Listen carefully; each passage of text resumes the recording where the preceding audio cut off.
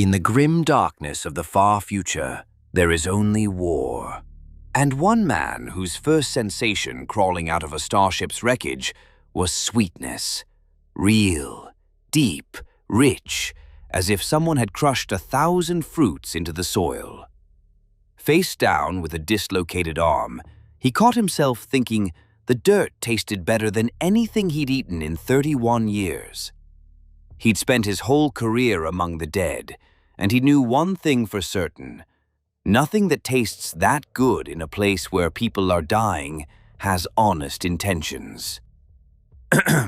Hey, I'm your brother from the void, and this is Tales from the Void. Today's story comes from Merren Kvale, Vesthari 40th Line Infantry, sole waking survivor of a troopship torn out of the warp and scattered across 6 kilometers of a world that should not exist. A bruise-colored sky that breathes, hills that curve the wrong way, a forest of bone-white trees swaying in a wind he cannot feel. He got up because that's what you do, and walked straight into the realm of the Dark Prince. Settle in. This is Tales from the Void. Let's begin. The first thing I tasted when I crawled out of the wreckage was sweetness. Not the chemical sweetness of recaf substitute, not the metallic bite you get when blood pools against your back teeth after a hard drop. This was real sweetness, deep, rich, like someone had crushed 1,000 fruits I had never tasted and let the juice soak into the very soil of this place. I remember lying face down on the ground, my left arm twisted under me at an angle that I knew meant dislocation even before the pain kicked in. And I remember thinking that the dirt tasted better than anything I had eaten in my entire 31 years of living. That should have been my first warning. I have spent my whole career surrounded by the dead, and I can tell you with absolute certainty that nothing that smells or tastes that good in a place where people are dying has honest intentions. My name is Merren Kvale, Vesthari, 40th Line Infantry, 3rd Company, assigned to the troopship Pious Admonishment, which at that moment was distributed across roughly 6 kilometers of planetary surface in pieces ranging from hull segments the size of hab blocks to shards of metal no bigger than my thumbnail. Whatever had pulled us out of the warp and slammed us into this world had done so with the kind of violence that turns a starship into shrapnel. I had been in the lower crew decks, strapped into my transit rack alongside 1,100 other guardsmen, when the gravity failed and the walls started screaming. Not the metal screaming, although there was plenty of that. The walls themselves screamed. I heard voices in the bulkheads, in the deck plating, in the recycled air that was suddenly too warm and too thick. Then everything went sideways, then upside down. Then there was an impact that I felt in my spine, my teeth, the roots of my hair, and then nothing for what might have been minutes or might have been hours. I got up because that is what you do. Back on Vesthari, in the corpse processing halls beneath Hive Tertius, I learned early that the body is a machine, and machines either function or they do not. My left shoulder was dislocated. My flea-flack armor had cracked across the chest plate. I had a laceration above my right eye that was bleeding freely, but not dangerously. The kind of wound that looks spectacular and means nothing. My las rifle was still meglocked to my thigh, because whatever else fails, the Ministorum designs their magnetic clamps to survive re-entry. I stood up in a field of torn metal and burning wreckage and looked around at the place that would become my prison, my tormentor, and eventually, the thing that would take everything from me. The sky was the color of a bruise in its 3rd day, not purple exactly and not blue. Something between the two, shot through with veins of pale gold that pulsed like living tissue. There were no clouds, but the light shifted constantly, as though the atmosphere itself was breathing. The ground beneath my boots was soft, almost yielding, covered in something that looked like grass, but was too uniform, too perfectly green, every blade exactly the same height. The wreckage of the Pious Admonishment lay scattered across a rolling landscape of low hills that curved in ways hills should not curve, too smooth, too deliberate, as if someone had sculpted them rather than let geology do its work. In the distance, maybe 20 kilometers out, I could see what looked like a forest, except the trees were white. Not the white of birch bark or bleached wood, the white of clean bone, and they moved gently in a wind I could not feel. I pulled my shoulder back into its socket by bracing against a slab of hull plating and throwing my weight sideways. The joint popped back in with a wet crack that I felt all the way down to my fingertips. It hurt more than the dislocation itself, but the arm worked, and in my experience, an arm that works is an arm worth keeping, regardless of how it feels about the arrangement. I wiped the blood out of my eye with my sleeve and started walking toward the nearest concentration of wreckage, where I could already see movement. Other survivors. The shapes of people staggering out of crumpled metal, picking themselves up, calling out names that echoed strangely across the too-perfect landscape. The echoes lasted too long. Sounds here did not behave the way sounds should. A shout would carry and carry and carry, growing not fainter but sweeter, as though the air was refining it, polishing it, turning a raw human cry into something closer to music by the time it finally faded. I found the first cluster of survivors around the remains of what had been the ship's forward enginearium section. Maybe 40 people, mostly guardsmen from my regiment, a handful of naval ratings, 2 junior officers, and a single engineer who was sitting perfectly still on a piece of crumpled decking with his mechadendrites limp and his optical lenses cycling through colors I did not think they were supposed to display. He was staring at the sky with what I can only describe as wonder, which was unsettling because engineers are not built for wonder. They are built for function and sacred purpose and the application of sanctified lubricant. Wonder was not in their operational parameters. His name was Drell Matthias, and he was the closest thing to a technical specialist we had. When I approached him, he turned his augmetic eyes toward me and said, in a voice that was half human and half static, that the electromagnetic readings on this world were wrong. Not dangerous, not hostile, wrong. The frequencies were too harmonic, he said, too perfect. Every signal his augmetics could detect was tuned to a pattern that his cogitator implants kept trying to categorize as music. He could not make them stop listening. I told him to shut his receptors down, and he said he had tried and that it had not worked, and that the music was very beautiful. I left him there because I could not fix him and I had other priorities. Specifically, I had noticed a woman in corporal's chevrons dragging a man with a crushed leg out from under a section of landing strut, and she was doing it alone and doing it efficiently. And people who are efficient in a crisis are people worth standing next to. Her name was Jana Ster.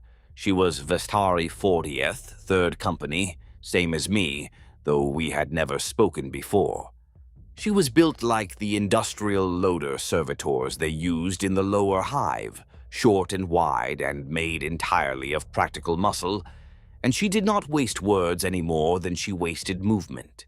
When I grabbed the other side of the injured man and helped her haul him clear, she looked at me once, nodded, and said nothing. I decided on the spot that she was the most trustworthy person on this planet. Over the next several hours, the survivors coalesced. We gathered at the largest piece of wreckage, a section of the Pious Admonishment's mid-hull that had buried itself nose first into a hillside and now jutted out of the ground at an angle like a half-drawn sword. It gave us a reference point, a landmark, something vertical and imperial in a landscape that was all soft curves and unsettling beauty. The final count came to 163. 163 people out of a ship that had carried 4,000. The regiment's senior command had billeted in the forward officer section alongside the commissar, and that entire section was a crater in the hillside half a kilometer east, compacted to a thickness of maybe 2 meters.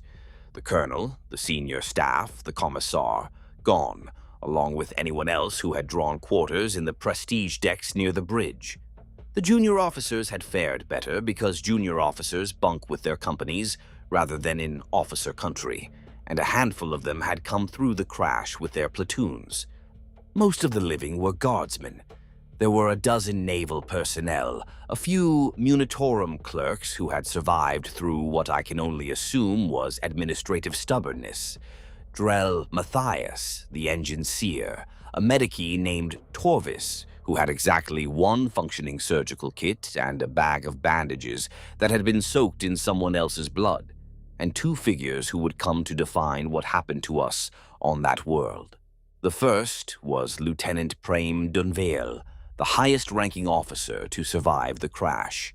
He was a young man, maybe 25, with the kind of face that looked like it had been designed for recruitment posters, and the kind of eyes that said he knew it and hated it.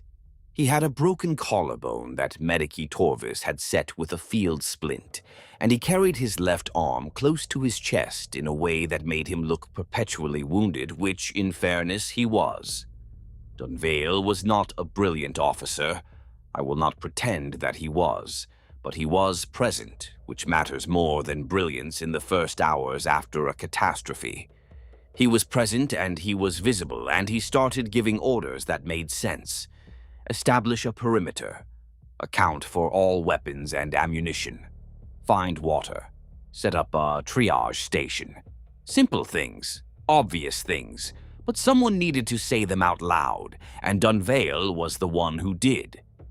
The second figure was Father Geldren Osuvene, Ministorum priest attached to the Vesthari 40th's 2nd Company, which meant he was not technically ours, but nobody was checking unit assignments in the wreckage of a dead ship on an unknown world. Father Geldren was tall, nearly 2 meters, with a face like a hatchet blade and hands that were too large for his thin wrists, knotted and scarred with the kind of devotional wounds that career ecclesiarchy men inflict on themselves as proof of dedication. He wore a tattered cassock over carapace armor, and he carried an eviscerator chainsword across his back that was longer than I was tall, the kind of weapon that says I am a man of God, and God's will requires a 2-meter cutting edge. He was already moving among the wounded when I first saw him, not treating them, that was Torvis's job, but speaking to them, touching their foreheads, whispering prayers, and the wounded calmed down when he did this. Their breathing steadied, their eyes focused. I watched a man with 3rd-degree burns across his entire left side stop screaming and simply close his eyes and breathe when Geldren placed one of those huge scarred hands on his chest and spoke words I could not hear. I should have paid more attention to what those words were. That first evening, if you could call it evening, the light dimmed but never fully disappeared, cycling through shades of violet and amber that made the landscape look like a painting done by someone who had only heard colors described to them and was interpreting the descriptions generously. Dunvale gathered the able-bodied and gave us the situation in plain terms. The ship was destroyed. Our astropath was dead. Our navigator was dead. The Vox systems had been pulverized in the crash. We had no way to contact the Imperium, and even if we could, we had no idea where in the galaxy we were. The warp transit had gone wrong, that much was obvious, but whether we were 100 light-years off course or 10,000 was a question nobody could answer. What Dunvale could tell us was that Drell Matthias had detected what appeared to be an artificial signal emanating from somewhere to the north, beyond the White Forest. It was faint, it was intermittent, but it had structure, pattern. It could be an emergency beacon from another section of the Pious Admonishment. It could be a planetary installation of some kind. It could be anything. But it was a direction, and a direction was better than standing still. Father Geldren spoke after Dunvale finished. He stood on a piece of wreckage so that everyone could see him, and his voice carried across the gathering with a resonance that seemed impossible for a single human throat, rich and layered, as though the air itself was amplifying him. He told us that the Emperor had delivered us from the death of our ship, that every breath we drew on this alien soil was a gift purchased by our faith, and that our duty was to survive, to endure, and to find a way home so that we might continue the Emperor's work. It was standard Ministorum rhetoric, the kind of speech I had heard a dozen times during regimental sermons, but Geldren delivered it with such intensity that I saw men weeping. Hardened guardsmen, men who had fought across 3 war zones, standing in the wreckage of their ship on an unknown world, crying like children because a priest told them the Emperor loved them. I did not cry. I am not built for it. On Vesthari, in the corpse processing halls, you learn very quickly that emotion is a luxury that the dead do not appreciate and the living cannot afford. I stood at the back of the crowd and watched and listened and catalogued. That is what I do. I look at people and I assess them the way I used to assess the bodies that came down the conveyor lines in Hive Tertius, noting the condition of the flesh, the set of the bones, the small tells that reveal what killed them and how long it took. I looked at the survivors and I saw 163 people who were frightened and injured and holding together because 2 men, one with a broken collarbone and one with a chainsword, were telling them what to do. I looked at the landscape around us, the too perfect grass, the pulsing sky, the sweet-tasting air, and I felt something that I did not have a word for at the time. Not fear, exactly. Suspicion. The deep cellular suspicion of a man who has spent his life surrounded by death and knows instinctively that anything which tries this hard to look alive is hiding something rotten underneath. I should have trusted that instinct sooner. I should have trusted it immediately. But I was a guardsman on an unknown world with a dislocated shoulder and a half-charged las rifle, and the only options available to me were forward or dead, and I have always preferred forward. We set watches that night, 6 teams rotating in 2-hour shifts, covering the perimeter of our makeshift camp around the jutting hull section.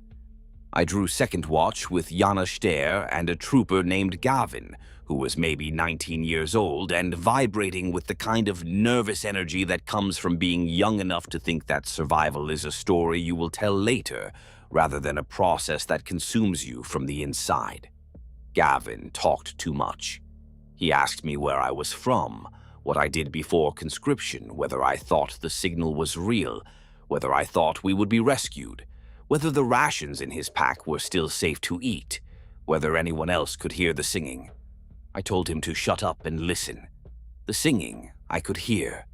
It was faint, barely there, like someone humming a melody 3 rooms away in a building with thin walls.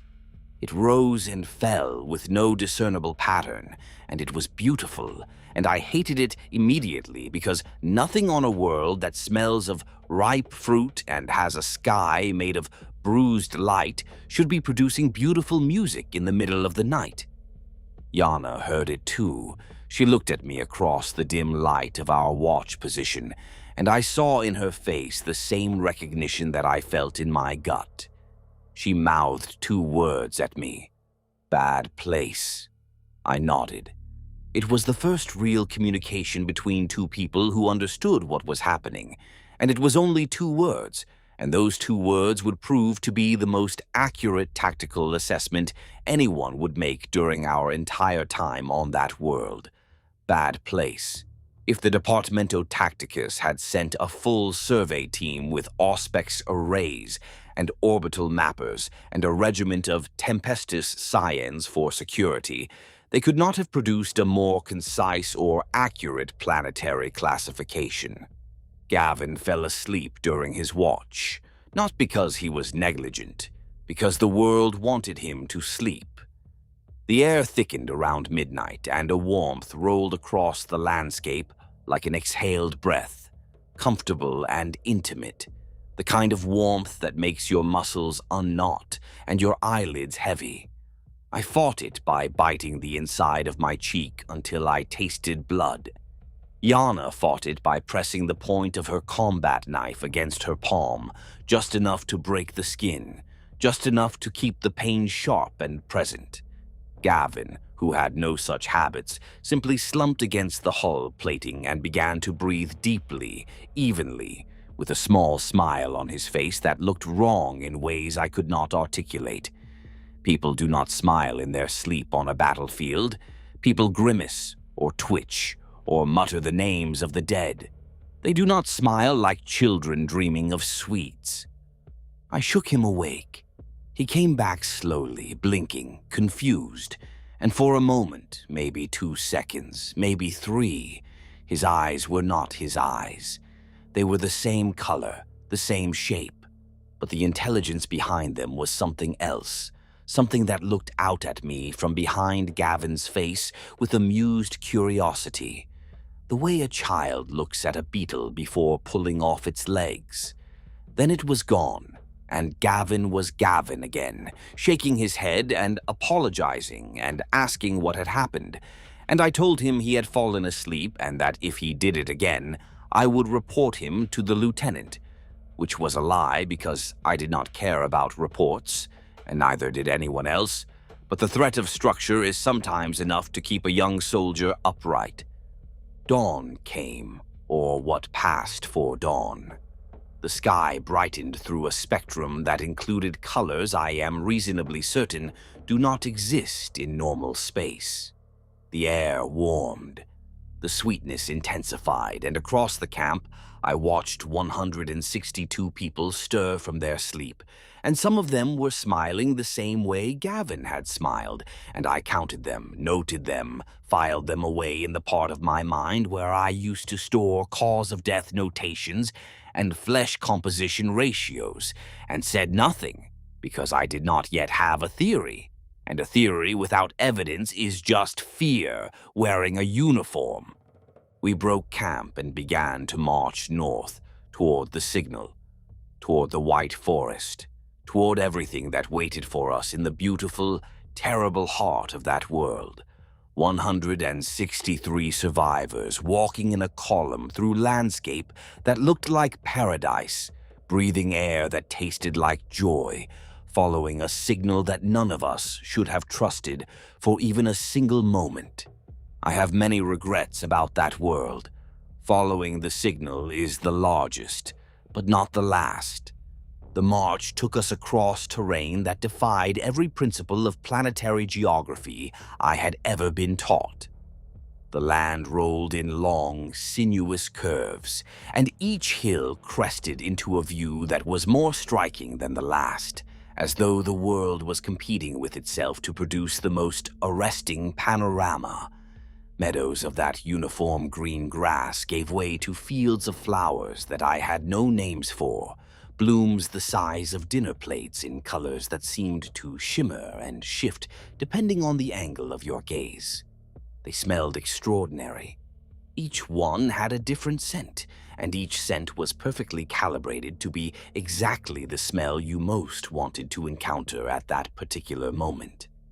I walked past a cluster of pale crimson flowers and smelled the machine oil they used in the conveyor maintenance pits back in Hive Tertius, a smell that should have been unpleasant but was, for me, the smell of normalcy, of routine, of a life that made sense. The trooper beside me, a man named Haskell, inhaled deeply and told me he could smell his mother's cooking. The woman behind him said she smelled rain on hot rock Crete. Every person had a different experience, and every experience was exactly right. That is how the world hunted. Not with teeth, with generosity. It found the thing inside you that was starving, the thing the Imperium had taken from you, or that you had never been allowed to have, and it gave it back. For free, with a smile. Every person walking beside me was being fed a different bait from the same trap, and the bait was perfect every single time. We made good progress that first day. Dunvale set a pace that was brisk but sustainable, mindful of the wounded who were being carried on improvised stretchers made from hull plating and salvaged cable.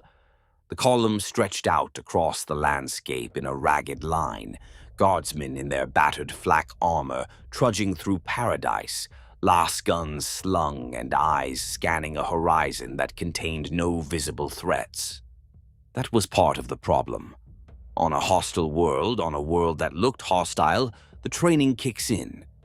You watch the tree line. You check the ridge line. You maintain spacing and discipline because your body knows, at a level below conscious thought, that danger is present and attention is the price of survival. But there was no tree line to watch, not yet. There were no ridge lines that concealed ambush positions. There was only beauty, rolling and endless, and so overwhelmingly present that your combat instincts had nothing to latch onto, and gradually, without your permission, they began to stand down. Sergeant Kolth Branagh was the first to notice the effect. Branagh was not like the other NCOs. He was older, somewhere in his 50s, with a face like a clenched fist and a voice that sounded like gravel being ground between stones. He had fought on 4 worlds before this one, and had collected scars the way other men collect medals, displaying them with a kind of belligerent pride that said, "Look what I survived, and see if you can do the same." Branagh walked at the rear of the column and watched, and what he watched was the spacing. A well-disciplined column maintains consistent intervals between soldiers, 5 meters standard, close enough to support, far enough to prevent a single explosive round from catching 2 targets. On a normal march, maintaining spacing is automatic. Here, the intervals were collapsing.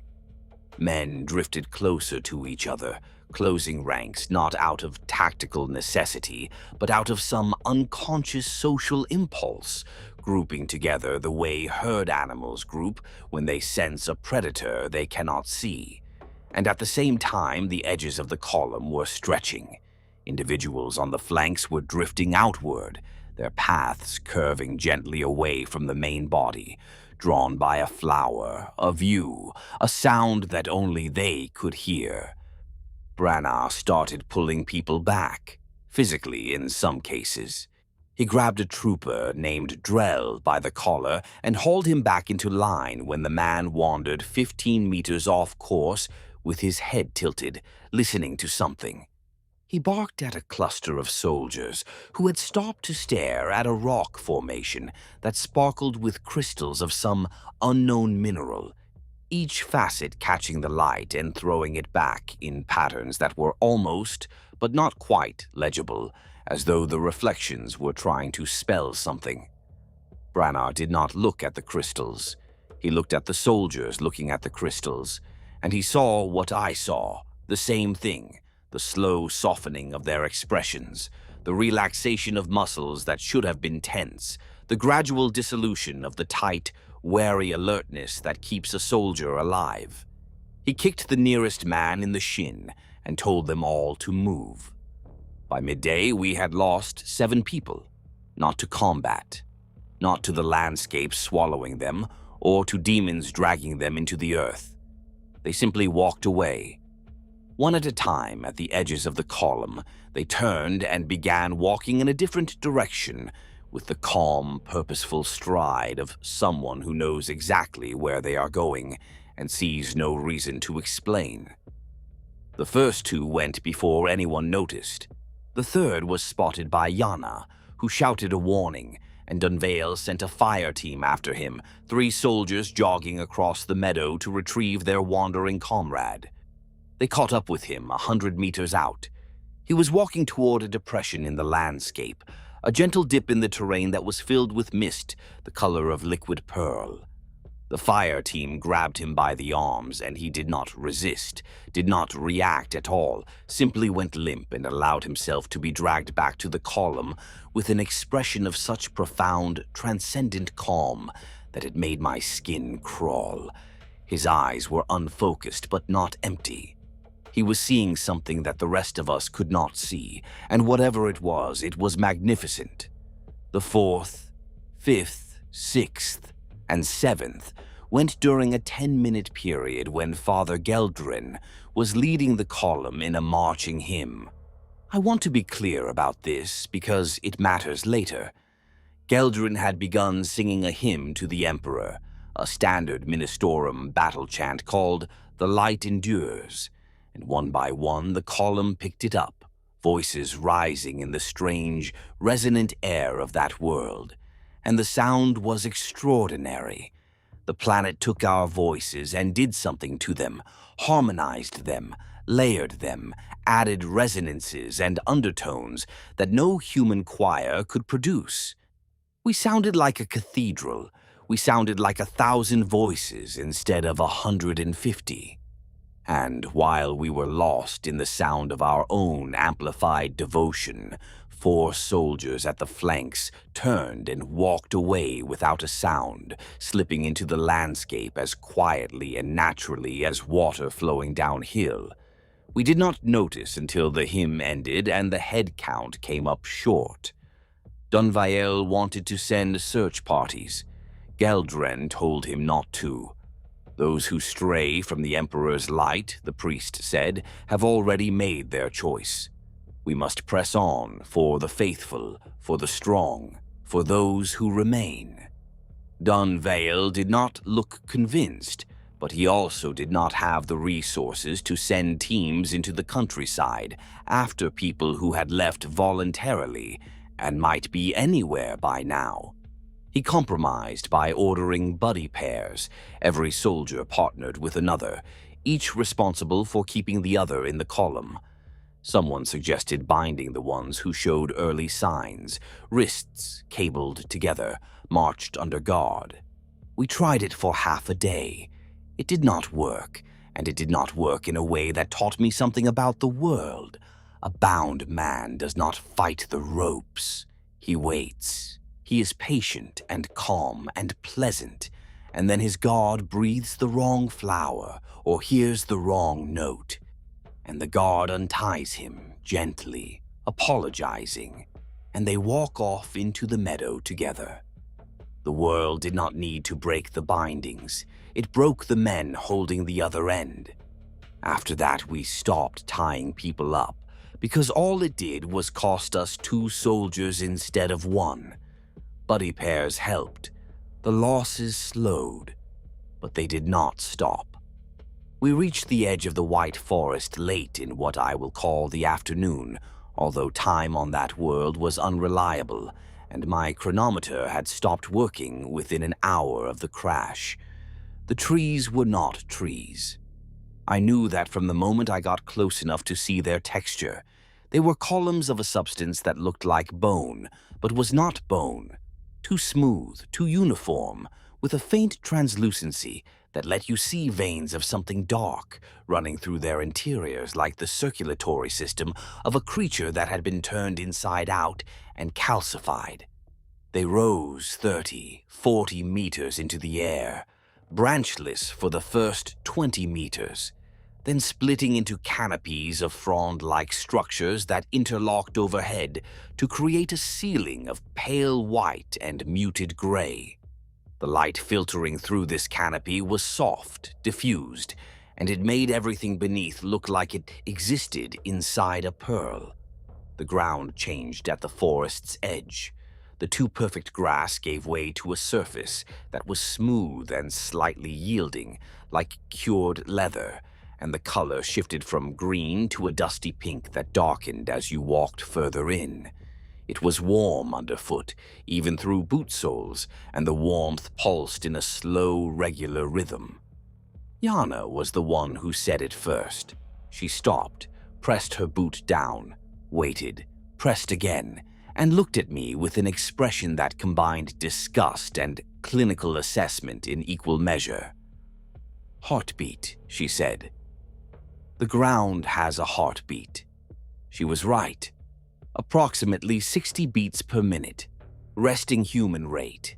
The entire forest floor was pulsing like the skin of a living thing, because the entire forest floor was the skin of a living thing, or close enough to it that the distinction was academic. We marched into the forest because the signal was on the other side. Dunvale could not take us around it, not without adding days to the journey, and we did not have days. Our water was limited to what we could carry, and the streams we had passed on the open ground looked clean and tasted sweet. But Drell Matthias had analyzed a sample with his remaining functional augmetics and reported that the molecular structure was wrong. Not toxic, necessarily. Wrong. The hydrogen-oxygen ratio was correct, but there were additional compounds that his systems could not identify. Compounds that his cogitator kept classifying as organic, then reclassifying as inorganic, then flagging as unknown, as though the water itself was refusing to be categorized. We drank it anyway because dehydration kills faster than caution, and I noticed that each sip was slightly different, slightly better than the last. The water was learning what I liked. Inside the forest, the sounds changed. The open meadows had been quiet apart from the distant, ever-present hum of the singing that threaded through the atmosphere. In the forest, there were sounds everywhere, clicks and whispers and long, drawn-out exhalations that could have been wind through the frond canopy or could have been something breathing in the spaces between the pale columns. Footsteps echoed in ways they should not have, each boot fall returning a fraction of a second later as a slightly altered version of itself, higher in pitch, smoother, almost musical. Walking through that forest was like walking through the interior of an instrument, every movement producing a note, every note feeding into a composition that was being written in real time by the act of our passage. Gavin started talking to himself, not loudly and not in words that made sense, but a low, continuous murmur that rose and fell with the ambient sounds of the forest as though he was trying to harmonize with them. I told him to stop. He looked at me blankly, asked what I meant, and I realized he had not been aware he was doing it. Yana reported similar behavior from 2 soldiers in her fire team, low vocalizations, unconscious attempts to match the forest's acoustic environment. Brannau's solution was characteristically direct. He told anyone who started mumbling that he would knock their teeth out, which at least gave people an alternative sound to focus on. The first body we found was sitting upright against one of the white columns, perfectly preserved, wearing the uniform of an Imperial Navy rating. The uniform was old, not decades old, but old enough that the dye had faded and the fabric had stiffened, and the insignia patch on the shoulder belonged to a ship I did not recognize, the name too worn to read. The body itself was the problem. It was not decomposed, not mummified, not bloated or discolored or displaying any of the standard signs of post-mortem degradation that I had spent years cataloging in the corpse halls of Vesthari. It looked fresh. It looked like the man had sat down against that column 5 minutes ago and simply stopped.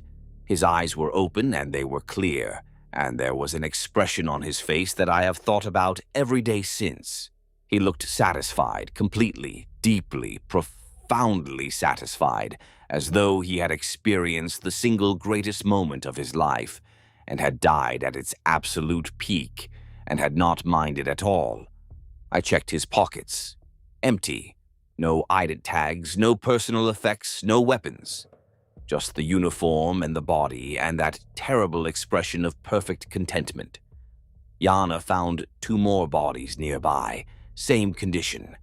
Naval ratings from the same unknown ship, seated upright, eyes open, faces frozen in that same expression of absolute fulfillment.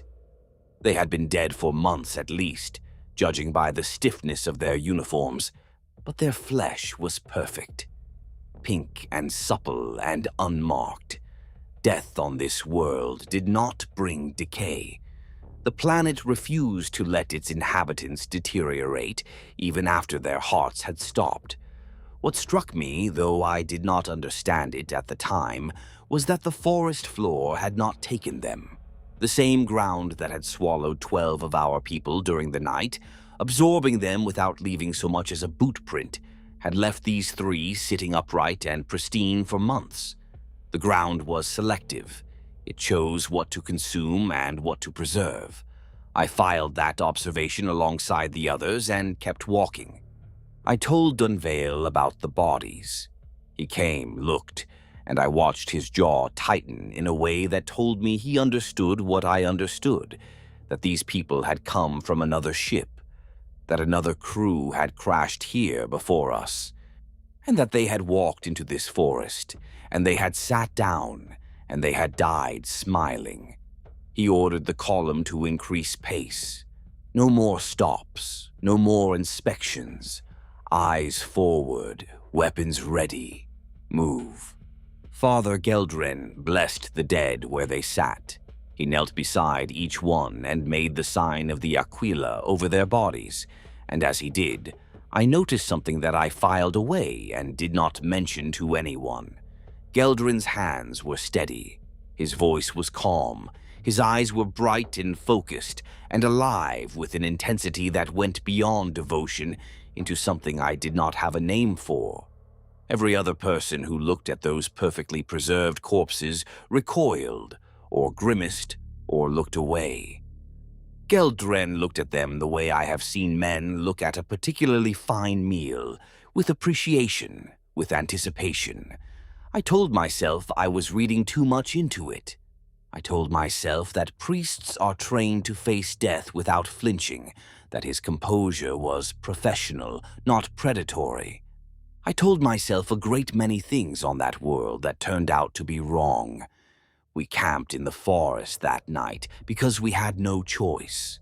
The canopy blocked whatever light the sky provided, and even with lamp packs, navigating the spaces between those bone-white columns in full darkness was too dangerous. People were stumbling, tripping on root-like protrusions that rose from the leather-smooth floor in organic tangles, and every fall brought skin into contact with the warm, pulsing surface of the ground, and every contact lasted a fraction longer than it should have. The floor was reluctant to let go. I set my back against a column and did not sleep.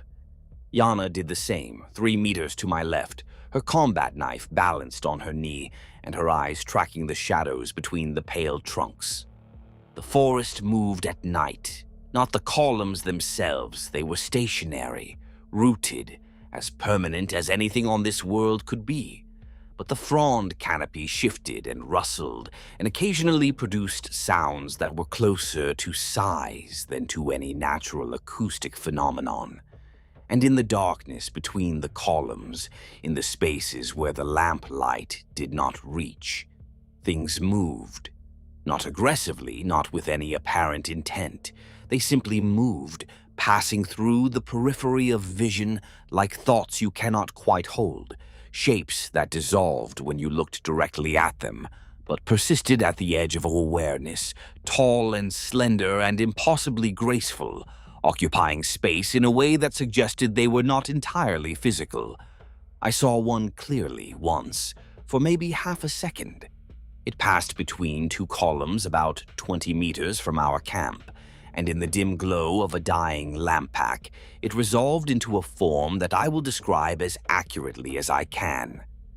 It was tall, taller than Geldren, and thin in a way that should have looked fragile, but instead looked refined, as though someone had taken a human shape and removed everything that was not absolutely essential, leaving only the core, the distillation, the perfected outline of what a body could be if it were stripped of all excess, and then, paradoxically, made into something that was nothing but excess.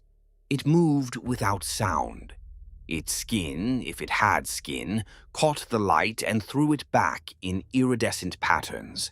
It turned its head as it passed, and I saw a face that was beautiful in the way that a blade is beautiful, and I felt my pulse accelerate and my breath catch, and a warmth in my chest that had nothing to do with the ambient temperature, and then it was gone, and I was left staring at empty forest with my heart hammering and my hands shaking, and a feeling in my gut that was equal parts terror and longing. That was the first of the warp things I saw on that world. It would not be the last. I did not have a proper name for what it was. The Schola instructors back on Vesthari had taught us the word demon, and taught us to fear it, and taught us very little else, because the details were the business of the Inquisition and the Ecclesiarchy, not Line Infantry. Demon was the only word I had, and it was not big enough, but it was the one I used. Morning brought a head count that was short by 12. 12 people had left during the night. Some had abandoned their positions, walking off into the forest with the same calm, purposeful stride as the wanderers on the open ground. Others had simply vanished from where they lay, leaving behind flattened patches of ground, and in one case a las rifle still warm from the owner's body heat. No tracks, no signs of struggle. They were simply gone. The forest had absorbed them while they slept. Dunvale was losing his composure. I could see it in the way he held himself, the increasing rigidity of his posture, the way his good hand kept going to the last pistol at his hip, and gripping it and releasing it in a rhythmic pattern that he probably was not aware of. He was a man watching his command evaporate person by person, and he had no enemy to fight, no terrain to fortify, no tactic to employ. The world was not attacking us. It was welcoming us, and people were accepting the welcome. And there was nothing he could do about it that did not involve shooting his own soldiers, which was technically within his authority, but practically useless when the enemy was comfort itself. Geldren stepped into the gap.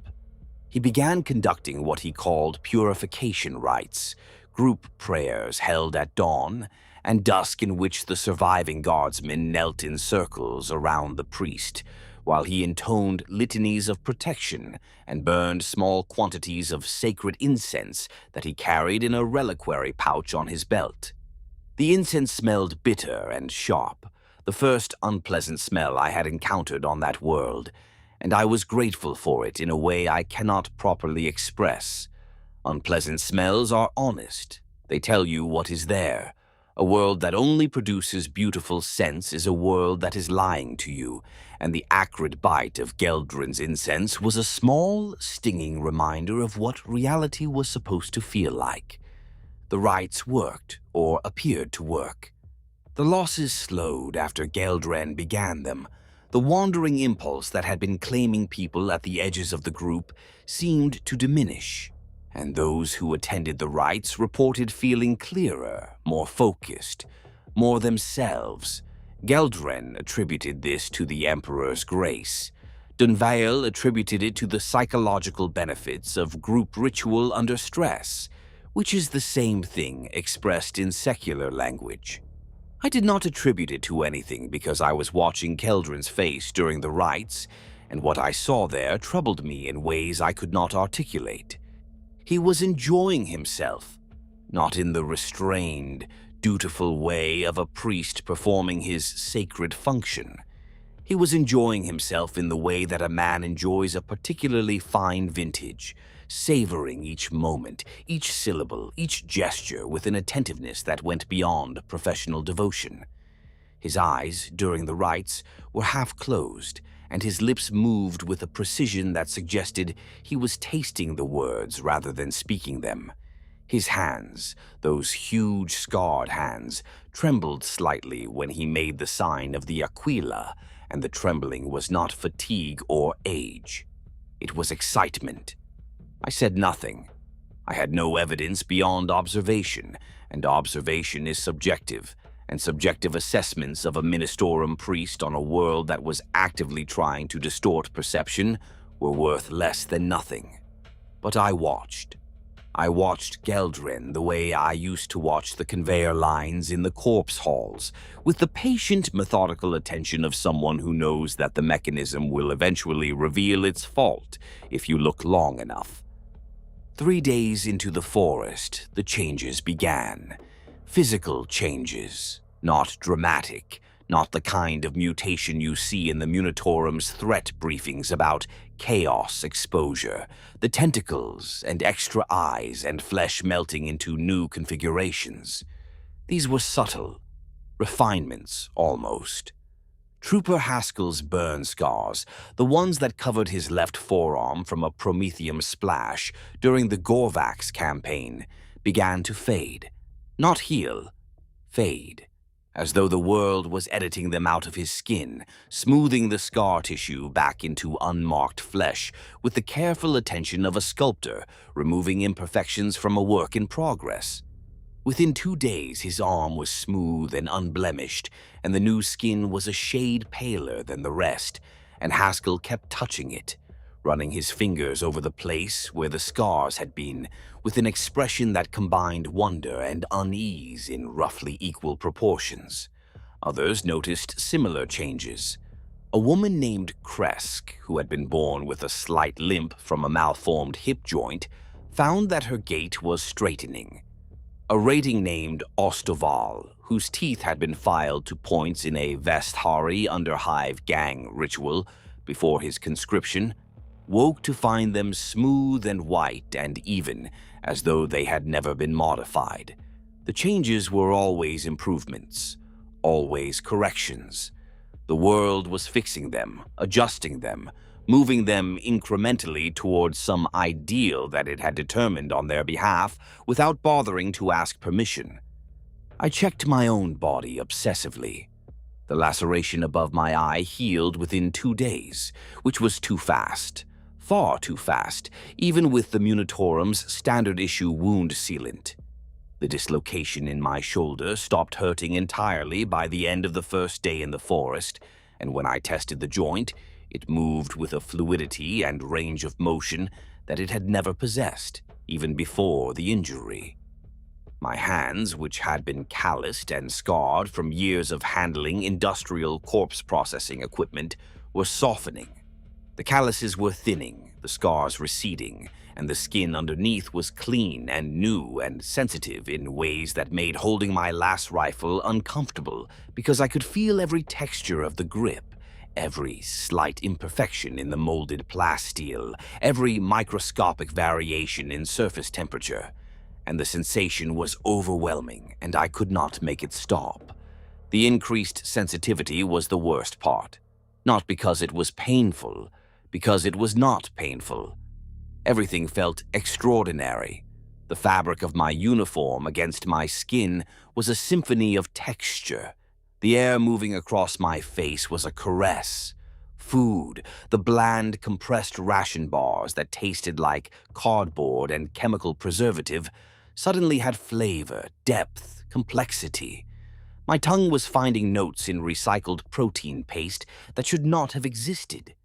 My fingers could feel the grain direction in molded plasteel.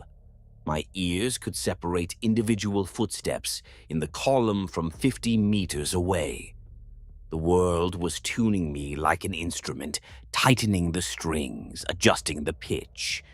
And I could feel it happening, and I could not stop it. And the worst part, the truly vile part, was that I did not want to stop it. Because every adjustment made everything feel better. On the 4th day in the forest, Geldrin identified 3 soldiers as corrupted. He called it corruption, used the formal Ministorum terminology, declared them tainted by the influence of the ruinous powers and unfit to remain among the faithful. The 3 men he identified were among those most visibly changed by the world's ministrations. One had developed a faint luminescence in his skin, a barely perceptible glow that was visible only in the forest's permanent twilight. Another had grown additional cartilage along the ridge of his ears, giving them a slightly pointed appearance that made him look less than fully human, in a way that was unsettling precisely because it was subtle. The third had not changed physically at all, but he had stopped speaking entirely, communicating only in gestures and expressions that were eerily precise, his face conveying meaning with a clarity and nuance that words could not match. Geldren pronounced them corrupt. He led them away from the camp, deeper into the forest, accompanied by 2 volunteers who served as his informal bodyguard, devout men who attended every purification rite and who looked at the priest with eyes that held the particular glaze of absolute, unquestioning belief. They went into the trees. We heard nothing. No shots, no screams, no sounds of violence.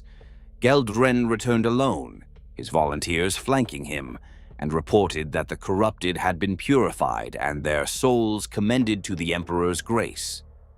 Dunvale asked where the bodies were. Geldren said he had left them where they fell, as was proper, to be reclaimed by the earth as the Emperor reclaimed their spirits.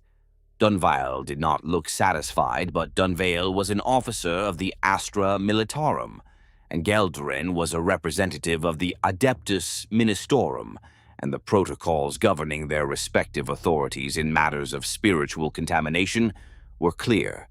The priest had jurisdiction. The officer did not interfere. I went looking for the bodies, not immediately and not openly. I waited until the camp had settled, and then I took a circuitous route through the columns, following the direction Geldren had taken, scanning the forest floor for signs of passage. I found where they had walked. The warm, yielding surface of the ground showed depressions that faded slowly, like bruises on living skin, and I followed these for maybe 200 meters into the deeper reaches of the forest, where the columns grew closer together and the frond canopy overhead was so dense that the light was reduced to a pale, sourceless glow that came from everywhere and nowhere. I did not find the bodies. I found the place where the bodies had been.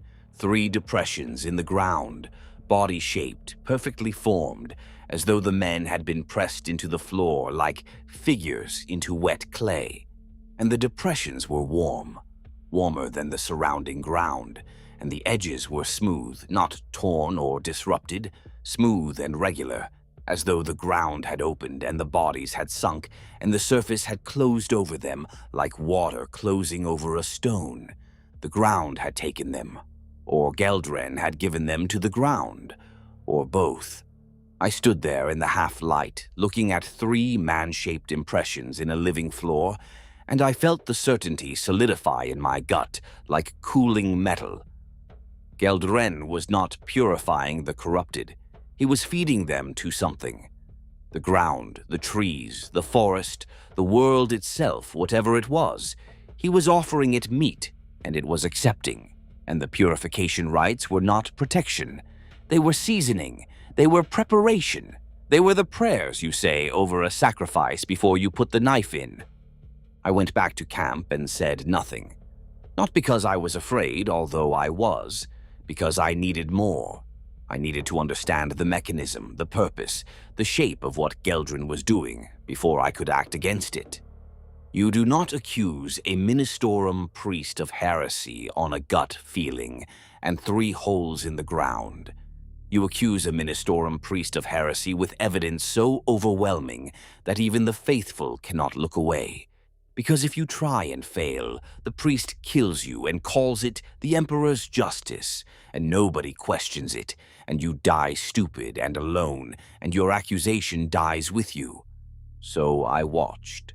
I counted, and I waited for Geldren to show me what he was doing in a way that could not be denied. Over the next 2 days, the priest selected 9 more soldiers in groups of 2 or 3, always with the same justification. Spiritual contamination, always with the same result. A walk into the trees from which nobody returned. The camp accepted it. The rites were working, the losses had slowed, and nobody wanted to question the one mechanism that seemed to be keeping the world's influence at bay. By the time I understood that the rites were the influence, 9 more people had gone into the ground. I did not have to wait much longer for the evidence I needed. On the 6th day, Geldren identified 6 more soldiers as corrupted. 6. The number struck me because it struck me a feeling like a fishhook behind my ribs, a sensation of significance that I could not justify with logic, but could not dismiss either. 3 of them were visibly changed, their bodies continuing the world's program of unsolicited improvement, skin clearing, scars vanishing, movements becoming unnervingly fluid and graceful. The other 3 were unchanged physically, but had begun exhibiting what Geldren called spiritual contamination. One was heard humming in her sleep. One had been seen stroking the surface of a column with a dreamy expression. And the third was Gavin, young, nervous, talkative Gavin, whom I had shaken awake on our first night because something else had been looking out through his eyes. Geldren's stated justification was that Gavin had been observed speaking to the columns, holding one-sided conversations with the bone-white pillars in a low, intimate murmur, as though they were answering him. I had not witnessed this myself, but when I looked at Gavin standing in the line of the condemned, I saw that his face had changed. Not physically. The geometry was the same, but the expression was one of patient, almost fond anticipation. The face of a man waiting for a door to open that he had been promised would lead somewhere wonderful. He saw me watching him, and for the second time since the crash, something behind his face looked out at me with that same amused curiosity, and this time it did not recede. It stayed. It smiled with Gavin's mouth, and the smile was gentle and welcoming and completely inhuman. For this, the priest condemned them. Dunvale objected this time. 6 people at once was nearly 10% of our remaining force, and losing them would reduce us below the threshold at which a combat formation can function. Geldren told the lieutenant that spiritual purity was not subject to arithmetic, that one contaminated soul could poison 100, that the Emperor's work demanded sacrifice. Dunvale asked if the purification could be conducted in a less permanent fashion, confinement perhaps, or supervised prayer, something that did not end with people walking into the trees and not coming back.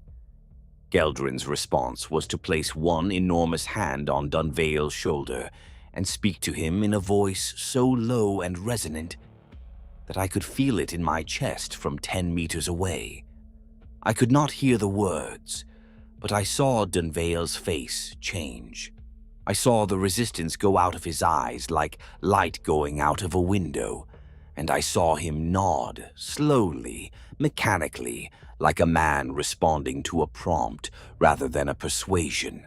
I saw him step aside and allow Geldren to lead the 6 condemned into the forest with his 2 bodyguards.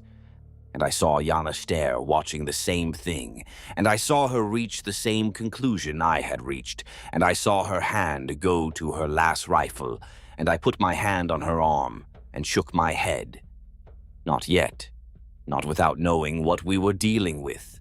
Not without understanding how Geldren was doing what he was doing to Dunvale, because if the priest could override an officer's will with a whisper and a touch, he could do it to anyone. And anyone included us. That evening I followed him again. Same method, circuitous approach, silent movement through the columns, tracking the depressions in the living floor. This time I went further, faster, and I got closer, and what I saw destroyed every assumption I had been operating under. The clearing was maybe 30 meters across, a gap in the columns where the canopy opened and the sky was visible. That bruised and pulsing sky with its veins of gold. The The floor here was different. It was not the smooth, leather-like surface of the rest of the forest. It was ridged and folded, textured like muscle tissue exposed to air, glistening with a moisture that caught the dim light and held it. In the center of the clearing, there was a formation. Not a structure, not a built thing, but a growth. Something that had risen from the floor like a tumor from healthy flesh. A twisted column of organic material that reached 3 meters high and pulsed with the same heartbeat rhythm as the ground, but faster, 65, 70 beats per minute, as though it was excited. Geldren was kneeling before it. His bodyguards flanked him, and the 6 condemned stood in a line behind him, and their faces were blank, empty, their eyes unfocused, their bodies swaying slightly in unison like grain in a breeze. The priest's hands were raised, palms open, and he was speaking in a language I did not recognize. Not Gothic, not any dialect of Low Gothic I had encountered across 3 worlds. Something older, something that moved through the air like smoke and left traces of itself behind. Syllables that hung in the space between speaker and listener and vibrated with a resonance that I could feel in my bones. The formation responded to his voice. It pulsed brighter with each word, the moisture on its surface glowing with a faint, iridescent light that shifted through colors I could not name.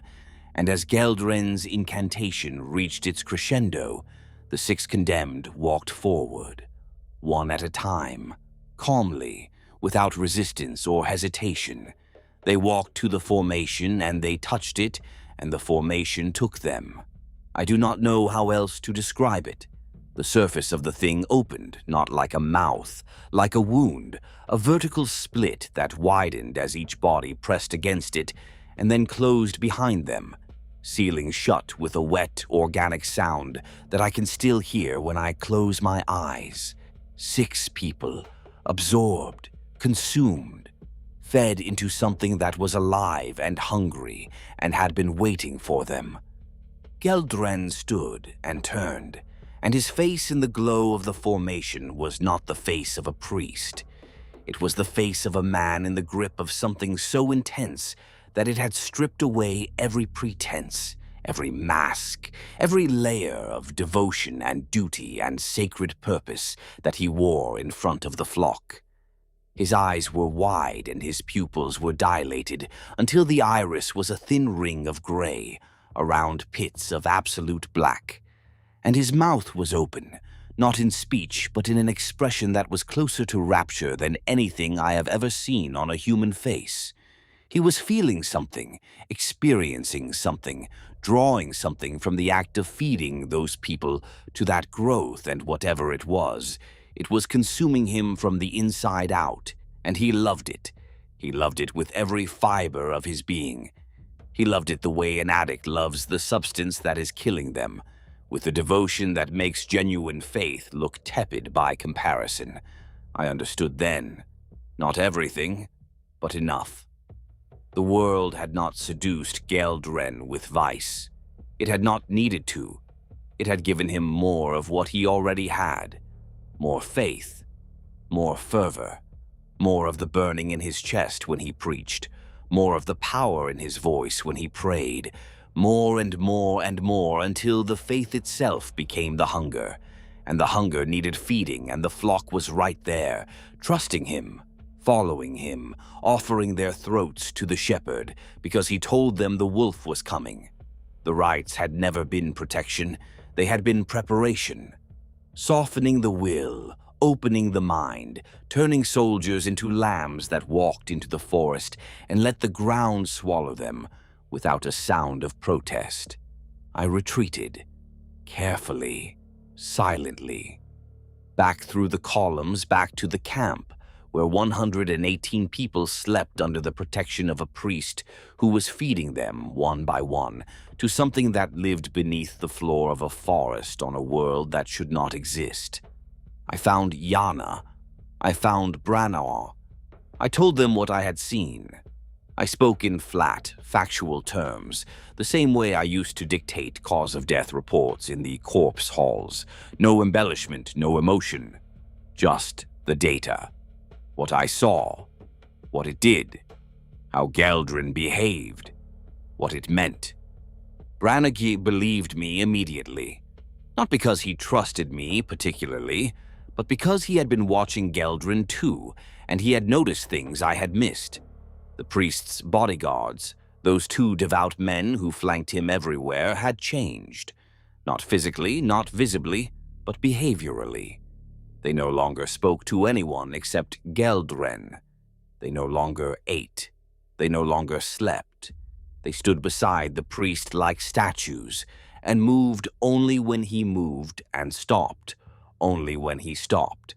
And their eyes had developed a fixed, glassy quality that Branagh recognized from his years of combat experience as the look of men who have been emptied out and filled back up with something else.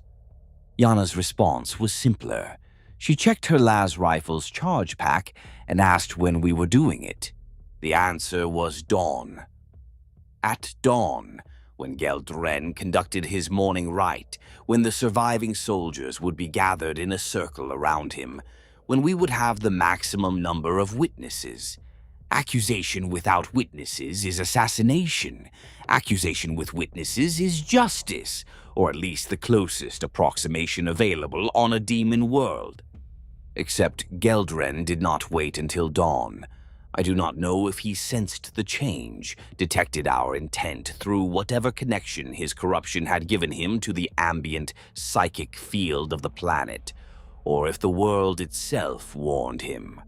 But at some point during the night, maybe 3 hours before dawn, the two bodyguards came for Dunvale. They came silently, and they came with purpose, and they lifted the sleeping lieutenant between them like a child and began carrying him toward the trees. Yana saw it. She had not been sleeping either. She shouted a warning, and the camp erupted. What followed was not a battle. A battle implies two sides with roughly comparable capabilities, engaging in conflict. This was a spasm. Geldren emerged from the darkness between the columns, and he was different. The restraint was gone. The careful mask of priestly authority was gone. He walked into the firelight with his eviscerator revving, the massive chainsword howling in the still air of the forest, and his face was naked, stripped of everything except the terrible, transcendent hunger that I had seen in the clearing, and he was smiling, and the smile was beautiful, and that was the worst thing about it. He was beautiful. The world had been working on him too, subtly, gradually, and the gaunt, hatchet-faced priest had become something else, something with features so symmetrical and proportions so ideal that looking at him hurt in a way that was not entirely physical. Branagh shot first. Lasfire punched into Geldren's carapace armor, and the priest staggered but did not fall. His bodyguards dropped Dunvale and turned toward the source of the shot, with movements that were too fast, too fluid, too coordinated to be natural, and in the strobe light chaos of las bolts firing in the dark forest, I saw their faces, and they were not faces anymore. They were masks of smooth, featureless flesh stretched over skulls that had too many angles. Yana killed one of them with a shot through the throat. The other reached Branagh before he could fire again, and did something to him with hands that had grown too many fingers, something that made the old sergeant scream in a voice I would not have believed his ravaged throat could produce, a sound of such acute, distilled agony that it paralyzed everyone within earshot for a fraction of a second. I shot the bodyguard, twice, center mass, close range. It fell. Branagh fell with it, clutching his chest where the hands had touched him, and even in the chaos I could see that the flesh there had changed, the skin splitting and reforming in patterns that looked like script, like words in a language written directly into living tissue. Geldren came through the camp like a blade through cloth. He was not trying to kill everyone. He was heading for the formation. He was trying to reach his altar, his feeding place, and he was cutting through anything that stood between him and the trees with that screaming eviscerator. And people were dying. Guardsmen and ratings and Ministorum clerks who had survived a ship crash and a week on a demon world only to be cut apart by their own priest because they happened to be standing in the wrong place. I do not remember deciding to pursue him. I remember running. I remember the columns blurring past, pale pillars in the dark, and the sound of the eviscerator ahead of me like the scream of something being born. I remember bursting into the clearing and seeing Geldren at the base of the formation, kneeling, one hand pressed against its surface, and the other still holding the revving chainsword. And the formation was responding, glowing, pulsing, opening, and behind Geldren the air itself was thickening, becoming viscous, becoming a medium through which something was trying to manifest. Something enormous, something that existed in a dimension of sensation so far beyond human experience that its mere proximity was turning the air to honey, and the light to liquid, and the ground to something that moaned beneath my boots. Yana was beside me. She did not hesitate. She raised her las rifle and put a shot through the back of Geldren's skull, and the priest's head snapped forward, and his body convulsed, and the eviscerator spun out of his grip and buried its screaming teeth in the floor. He should have died. A las bolt through the posterior cranial vault at 10 meters is not a wound you survive. But Geldren turned his head, slowly. The exit wound in his forehead was closing, the flesh knitting, the bone reforming. And his eyes, those black-pupilled eyes, found Yana with a focus that was inhuman in its precision, and he opened his mouth and spoke a single word in that language I did not recognize, and Yana dropped. Not dead. Worse. She dropped her weapon and her hands went to her own face, and she began to scream.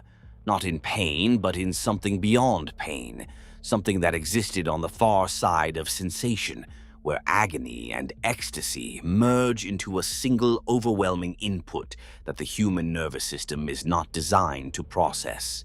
She screamed, and her body arched, and her fingers clawed at her own skin, and I could see the flesh beneath her nails shifting, changing, responding to whatever the word had done to her sensory architecture.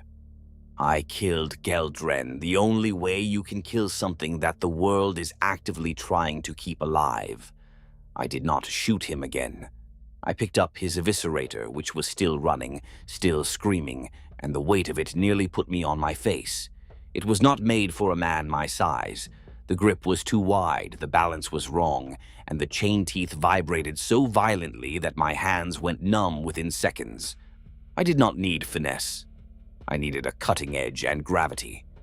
I put the blade against his neck and leaned my entire weight into it, and I held it there until the chainsword had chewed through everything, bone and muscle and gristle and the corrupted flesh that was trying to regenerate, and Geldren's head came free and rolled across the glistening floor of the clearing, and the body collapsed and the formation screamed. Not a sound, an emotion.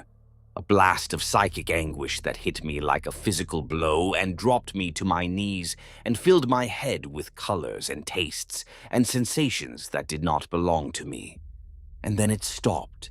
The formation went dark. The clearing was silent. The air thinned and the light steadied, and the ground beneath me was just ground, warm and organic and pulsing. But the urgency was gone. The building pressure of manifestation was gone. Whatever had been trying to come through had retreated when its anchor died. Yana was alive, breathing, unconscious. The skin on her face and hands was marked with thin, pale lines that had not been there before, lines that followed the paths of her nerves beneath the skin like a diagram of her own sensory network etched into her flesh. Branna was alive too when I got back to the camp, but the words carved into his chest were still there, still legible if you knew how to read them, which I did not, and did not want to. We counted the dead. 11 cut down by Geldren's eviscerator on his way to the clearing. Another 7 found in the aftermath, some killed by the bodyguards before we dropped them, some dead with no visible wounds at all, their hearts stopped by the psychic shockwave that had rolled through the camp. When the formation screamed, their faces locked in expressions that I recognized from the corpse halls of Vesthari as the faces of people whose nervous systems had simply overloaded and shut down. Plus the 6 he had fed to the formation that day, and the 9 he had fed to it on previous days, and the 3 I had watched him take into the forest on the first occasion.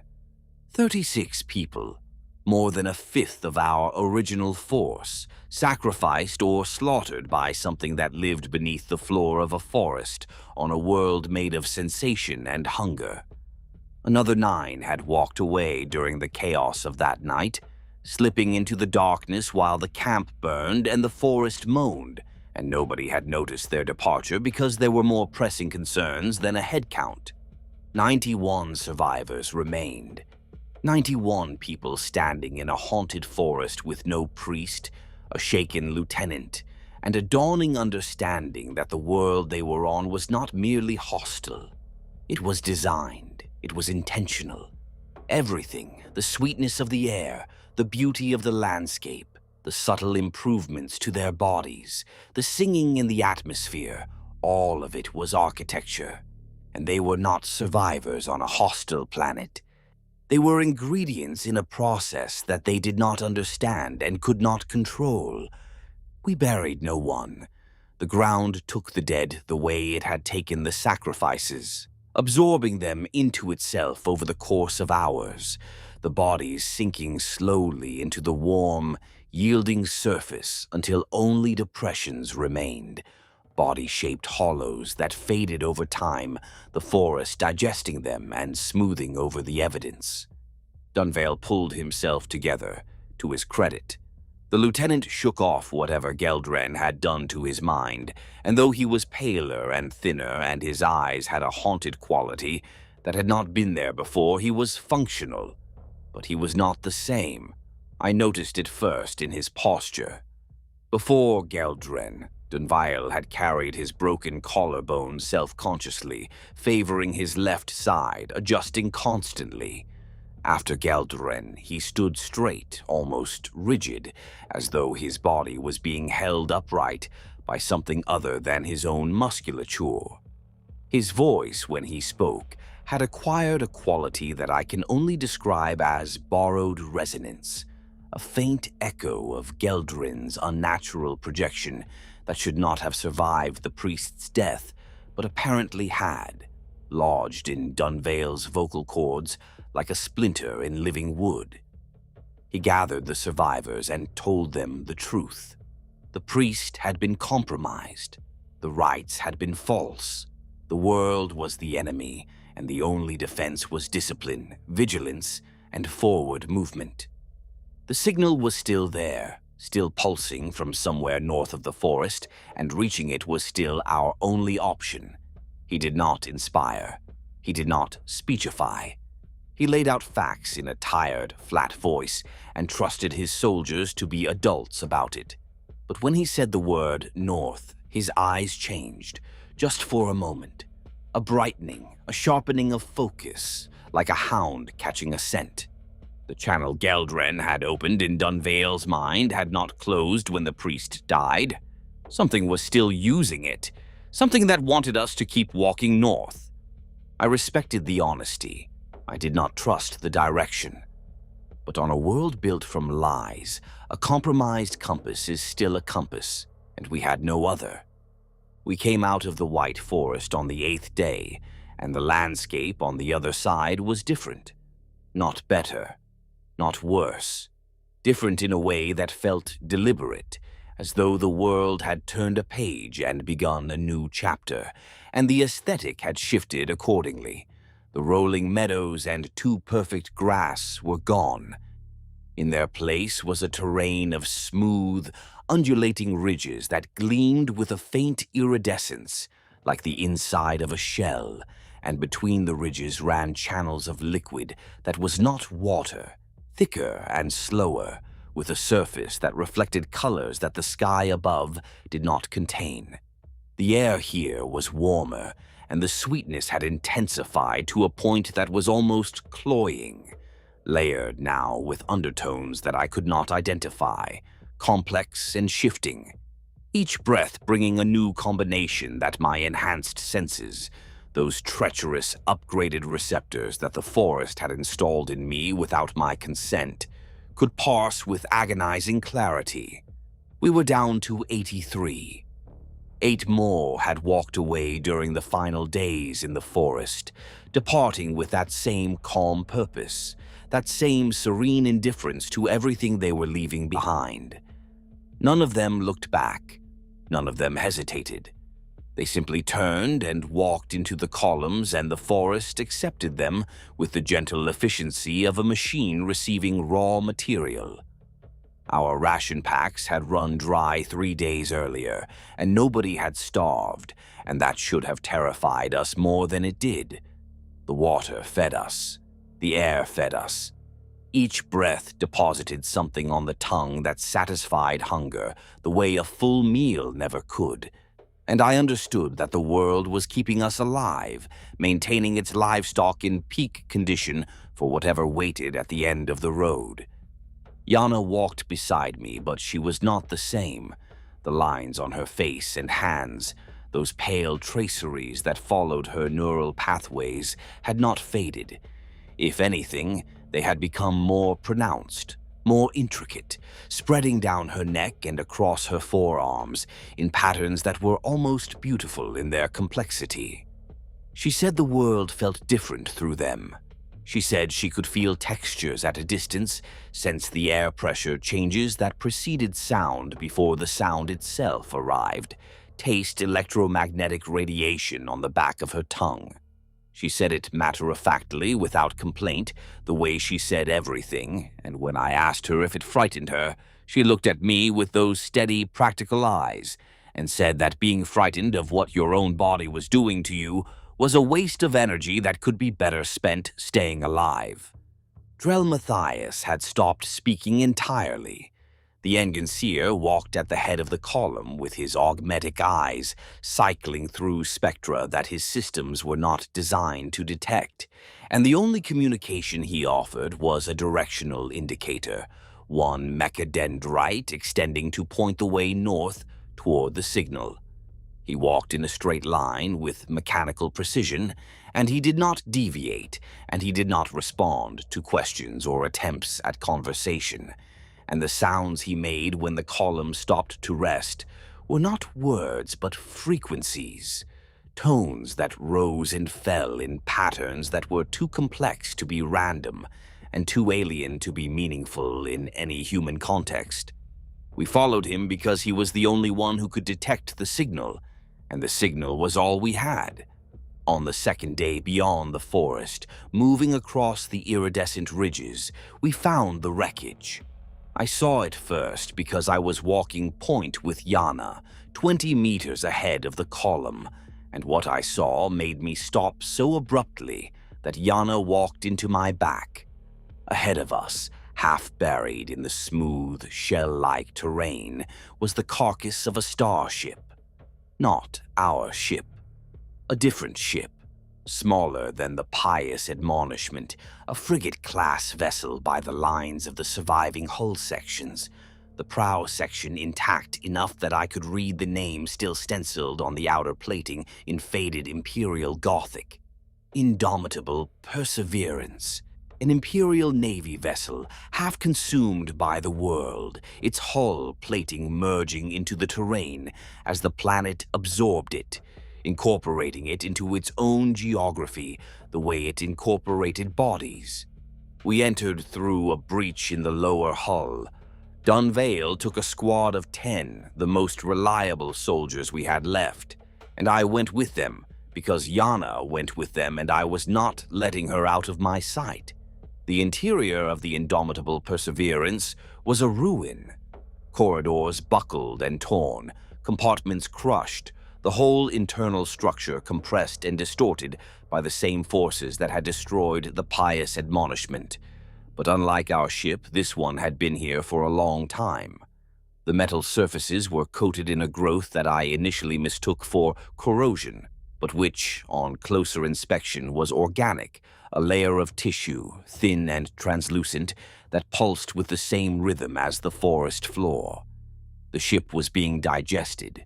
The world was breaking it down, converting it from Imperial steel and sanctified alloy into something else, something that served its purposes rather than ours. We found the crew quarters on the upper decks, and in the crew quarters we found what remained of the crew. Not bodies, not in the traditional sense.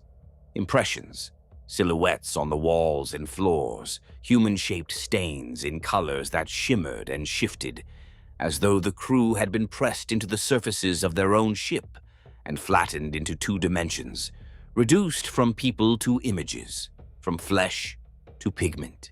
They were everywhere, dozens of them, hundreds, some alone, some in groups, some in poses that suggested sleep, some in poses that suggested prayer, some in poses that suggested experiences I will not describe. All of them perfectly detailed.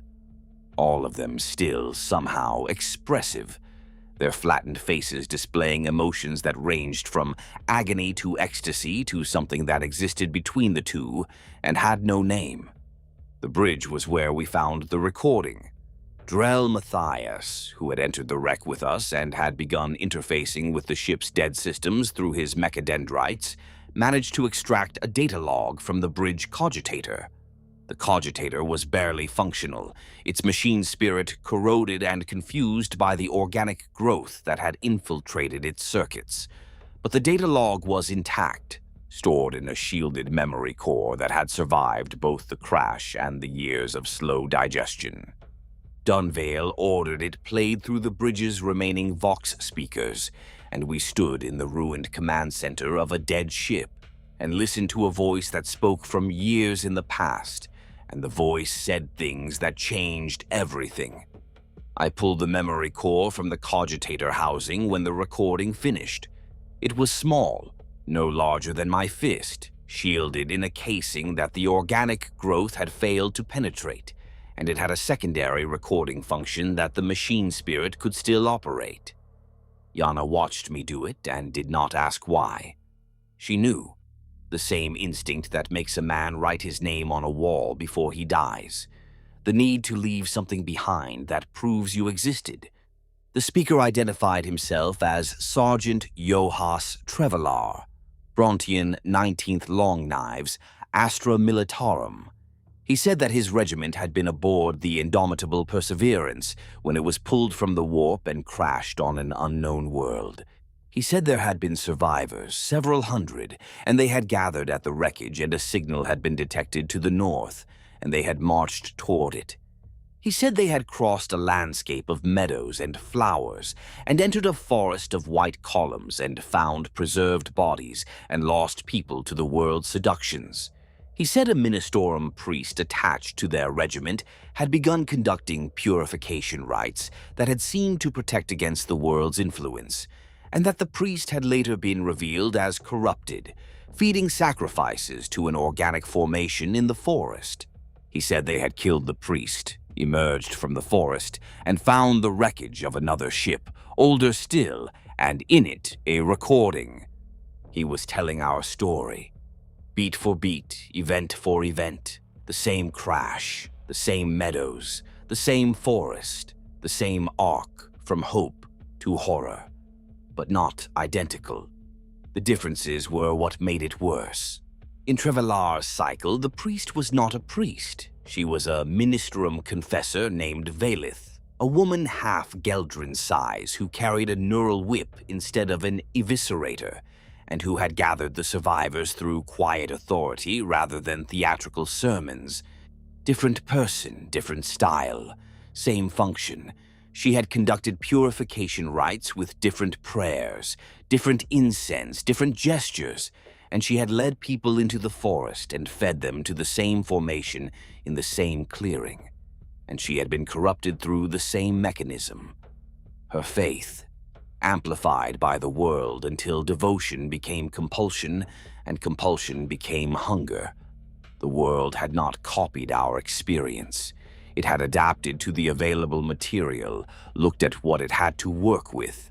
A confessor instead of a priest, a regiment of long knives instead of Vesthari Line Infantry, and produced the same story from different ingredients, the way a cook produces the same dish, regardless of whether the meat is grox or grain beast.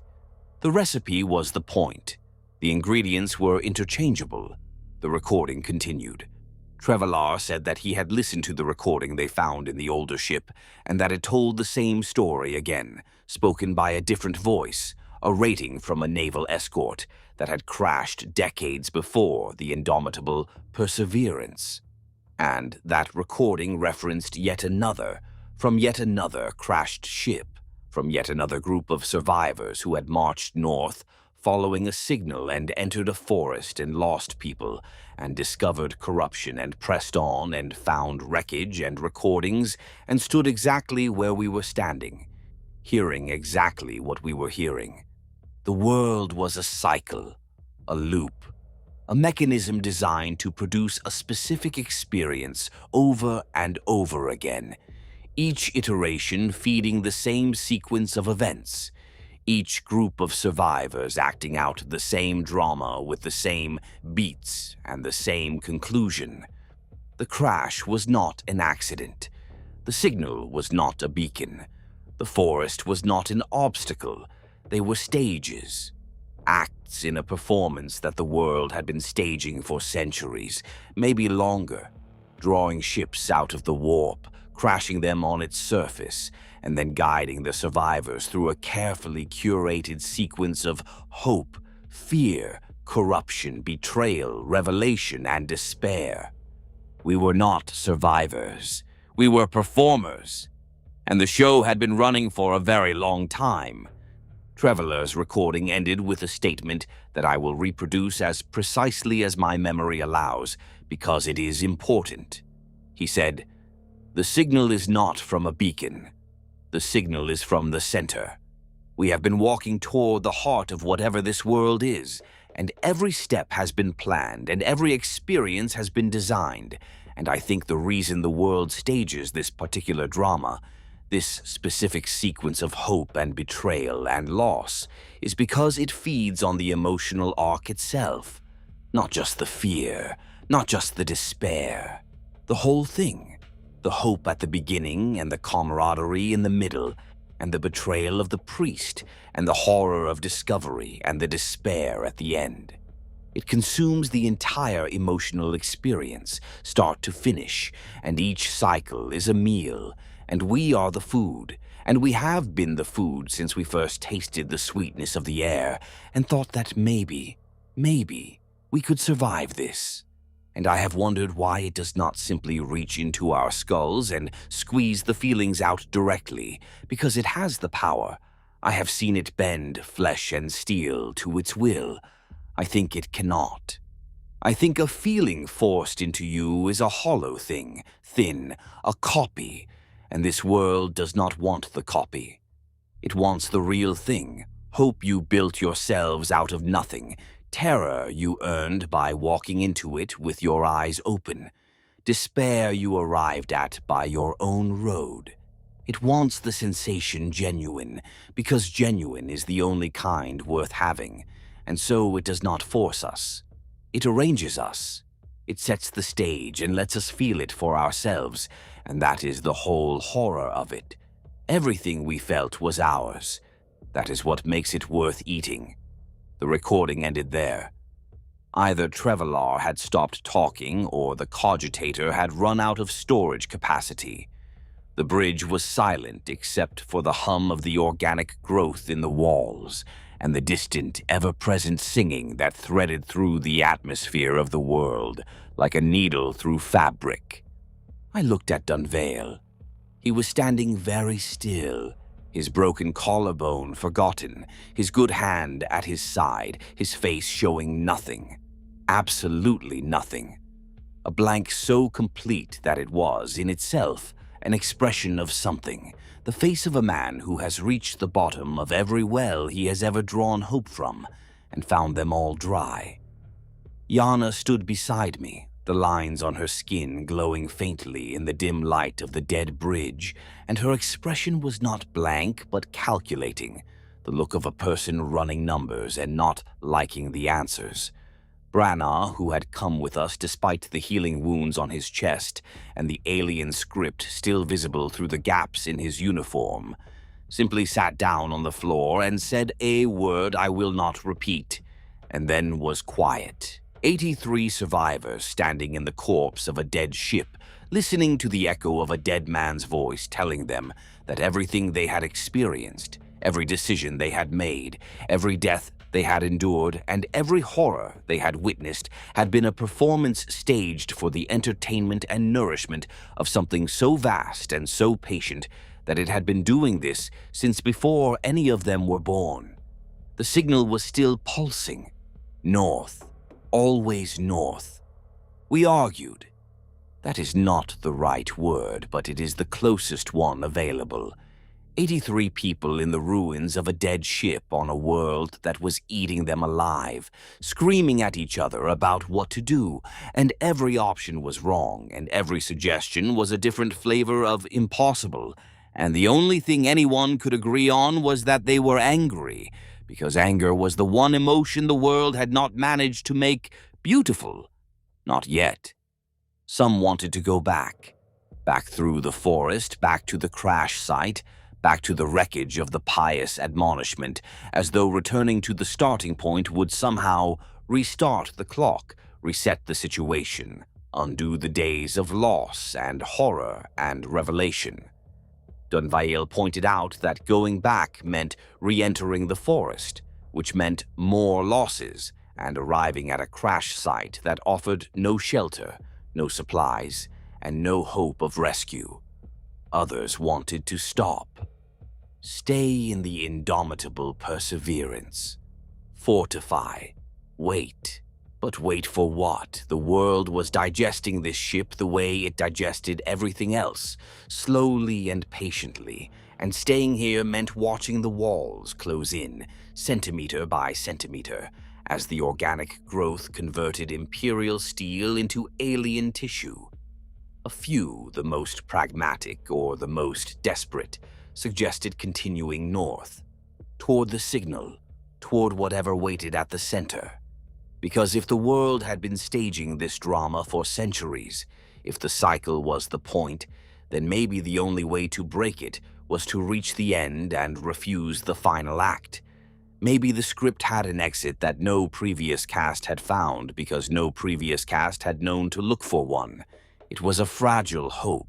The kind of hope that you hold gently, because you know that if you grip it too tightly, it will shatter and cut your hands. But it was the only hope that pointed forward instead of backward, and I have always preferred forward. Dunvail made the call. We go north. We follow the signal. We reach the center, and when we get there, we fight, because fighting is the one thing the script does not call for. Every previous group walked the path and fell to despair. We walk the path and bring guns. It was not a great speech. It was not a Geldrin speech, resonant and amplified and calculated to move the heart. It was a tired man stating a plan that he did not fully believe in, and it was enough because it was honest, and these people had had enough of beautiful lies to last them an eternity.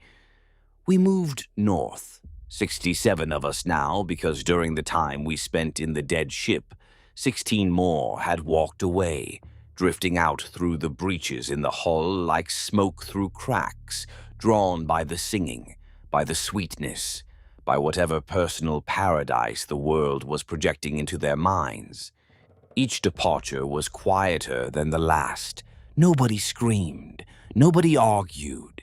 They simply left, and those of us who remained let them go because we could not stop them, and trying was destroying us faster than the world itself. The terrain beyond the dead ship changed again. The iridescent ridges flattened into a plain that stretched to the horizon, featureless except for the sky above, which had deepened to a color so rich and saturated that it looked edible. A vast canopy of violet and gold that moved like liquid, like something poured across the heavens by a hand too large to comprehend. The singing was louder here.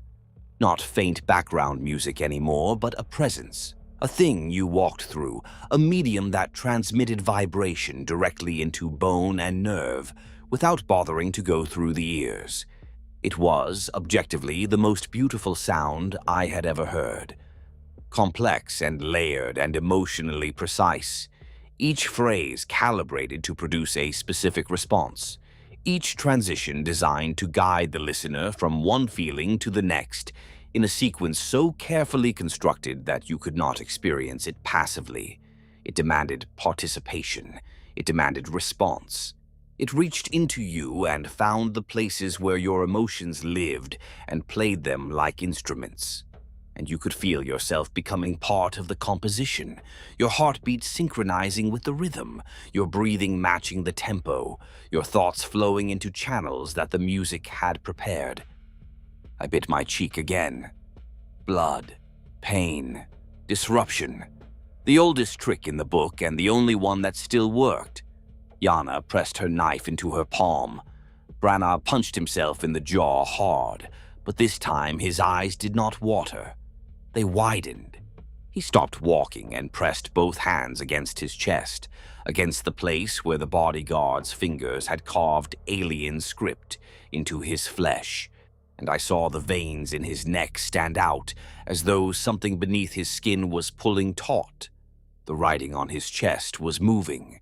I could see it through the gaps in his torn uniform, the pale ridges of scar text shifting, rearranging, and Branagh's face went through an expression I had never seen on the old sergeant, an expression of naked, undefended comprehension, the look of a man who has suddenly been given the ability to understand something he was never meant to understand. He could hear the singing, not the way we heard it, as sound, as pressure, as an external force pushing against our defenses. He could understand it. The script on his chest was translating. The bodyguard's dying act had branded him with a key, and the key was unlocking the language of the world, and the language was telling him things that made his scarred, battered, 50-year-old face crumple like a child's. He looked at me and said in a voice that was smaller and more frightened than anything I thought Kolth Branagh capable of producing, that the singing was not music.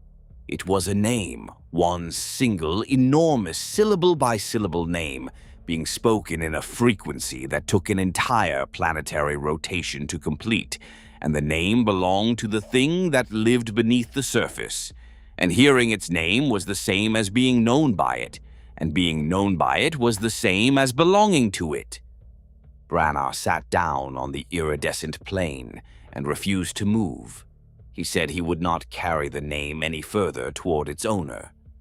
We left him there, not because we wanted to, because he drew his sidearm and pointed it at anyone who came within arm's reach, and his hand was steady, and his eyes were clear, and a man who has chosen his ground has the right to hold it. I do not know what happened to Sergeant Kolth Branagh after we left him sitting on that plane with alien scripture carved into his chest and a laspistol in his hand, and the name of something unpronounceable echoing through his bones. I do not think I want to know. We kept each other human through small brutalities, through the deliberate application of sensation that was not beautiful, not pleasant, not refined, through ugliness and pain and the stubborn animal refusal to be comfortable in a place that was trying to make comfort a prison. But Branagh had run out of brutalities large enough to keep the beauty at bay. We marched for 2 days across the plain. The signal grew stronger. Drell Matthias's mechadendrites were extended in all directions now, the engineer's body wrapped in tendrils of augmetic cable that waved and reached and pointed north with an urgency that had nothing mechanical about it.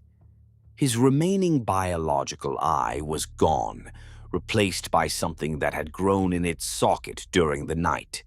A smooth orb of iridescent tissue that tracked movement with a precision his cogitator lenses could not match. He was still walking. He was still pointing north. But he was not Drell Matthias anymore. He was something the world had rebuilt from the parts of an engineer, and the rebuilt version was more efficient. And the efficiency was a violation that I could not articulate and could not prevent. We lost more people, always the same way, always quiet, always willing. A man would stop walking, look around with clear eyes and a calm expression, and then turn and walk in a different direction, and the plane would accept him, and he would shrink in the distance until he was a point, and then a memory, and then nothing. I had expected Gavin to be among the first to go, back in the forest, back when Geldren fed him to the formation. But the formation had not kept him. I had seen 6 people walk into that organic growth and none come out. And yet, on the second morning on the plain, Gavin was there, walking at the edge of the column as though he had never left, wearing the same uniform, carrying the same pack, with the same young face and the same nervous energy, except that the nervousness was gone, replaced by a calm so total that it looked like a parody of peace. Nobody else seemed surprised to see him. Nobody else seemed to remember that he had been condemned and sacrificed and absorbed. When I pointed this out to Yana, she looked at me strangely and said that Gavin had been walking with them since the forest, that he had never left. I looked at the thing wearing Gavin's body, and it looked back at me, and it smiled, and the smile was the same one I had seen in the firelight on that first night, the smile of something looking at a beetle. Then it turned and walked west, across the featureless plain, and nobody watched it go except me. I stood there and understood that the world could give things back, could return what it had consumed in forms that looked correct, but were not correct, and that some of the people walking beside me in the column might not be the people I thought they were. By the time we saw the structure, we were 31, or something close to 31. I was no longer certain that the number meant what I thought it meant. It rose from the plain like a growth from a wound, a spire of the same bone-white material as the forest columns, but enormous, hundreds of meters high, tapering to a point that touched the pulsing sky and seemed to pierce it, pushing through the violet canopy into whatever existed beyond. It was not built, it was grown. The surface was covered in textures that resolved as you got closer into faces, thousands of them, tens of thousands. Human faces, pressed into the surface of the spire, the way the crew of the indomitable Perseverance had been pressed into the walls of their ship, flattened into the material, reduced from 3 dimensions to 2, but still expressive, still alive in some horrible, attenuated way. Their mouths moved, their eyes tracked. They were not dead. They were incorporated. They were part of the structure, feeding it, fueling it, providing the emotional energy that kept it alive and kept the cycle running. And every face was locked in an expression of sensation so extreme that it could not be classified as pleasure or pain. It was beyond both. It was what existed on the other side of human feeling, the place where the nervous system overloads and stops distinguishing between inputs, and everything becomes one single, overwhelming, undifferentiated experience of being alive. Drell Matthias reached the spire before the rest of us. He had been walking ahead of the column for the last day, his pace increasing gradually, his mechadendrites reaching forward like the roots of a plant growing toward water, and when the spire came into view, he broke into a run, or what passed for a run in a body that was more augmetic than organic by that point. We watched him cross the final 100 meters at a speed no engine seer should have been capable of, his robes streaming behind him, his augmetic limbs blurring. And when he reached the base of the spire, he did not stop. He pressed himself against the surface the way the condemned had pressed themselves against Geldren's formation, and the spire took him the same way, opening, absorbing, closing.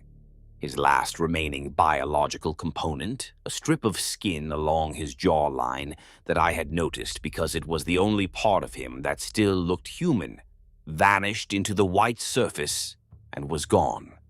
A new face appeared on the spire a moment later, low on its surface, near the base.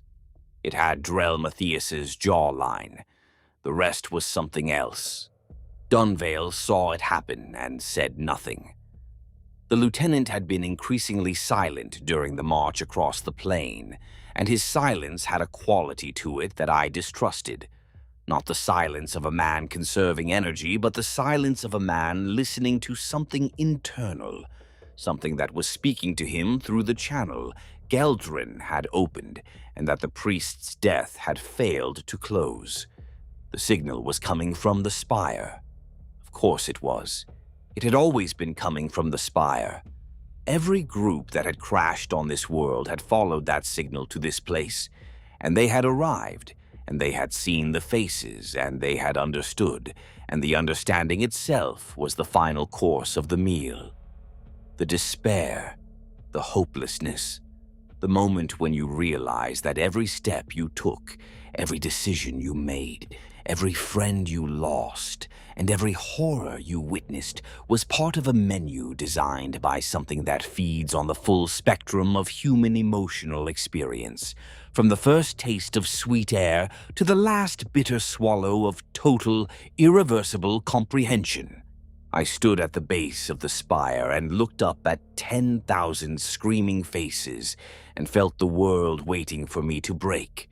That was the script. That was what came next in the cycle. The protagonist reaches the end, understands the truth, and despairs. And the despair is the richest flavor of all, the dessert course, the final note of a composition that began with hope and ended with the death of hope. The world wanted me to feel it. The world needed me to feel it, because my emotional response was the entire point, the product, the payoff for weeks of careful cultivation and preparation. Dunvale walked to the spire. He did not run the way Drell Matthias had. He walked steadily with the precise and purposeful stride of an officer on parade. And his back was straight, and his broken collarbone did not seem to trouble him at all, and when he pressed his hands against the white surface, he turned to look at me over his shoulder, and his expression was one of relief so profound and so genuine that it was worse than any scream. He had been carrying the compulsion since Geldren's whisper, fighting it without knowing he was fighting it, leading us north, because something inside him needed north the way a drowning man needs air. And now he had arrived, and the need was about to be satisfied, and the relief of surrender was written across his face like a love letter. The spire took him. His face appeared on the surface moments later, eyes open, mouth curved in that same expression of transcendent satisfaction that I had seen on the preserved corpses in the forest.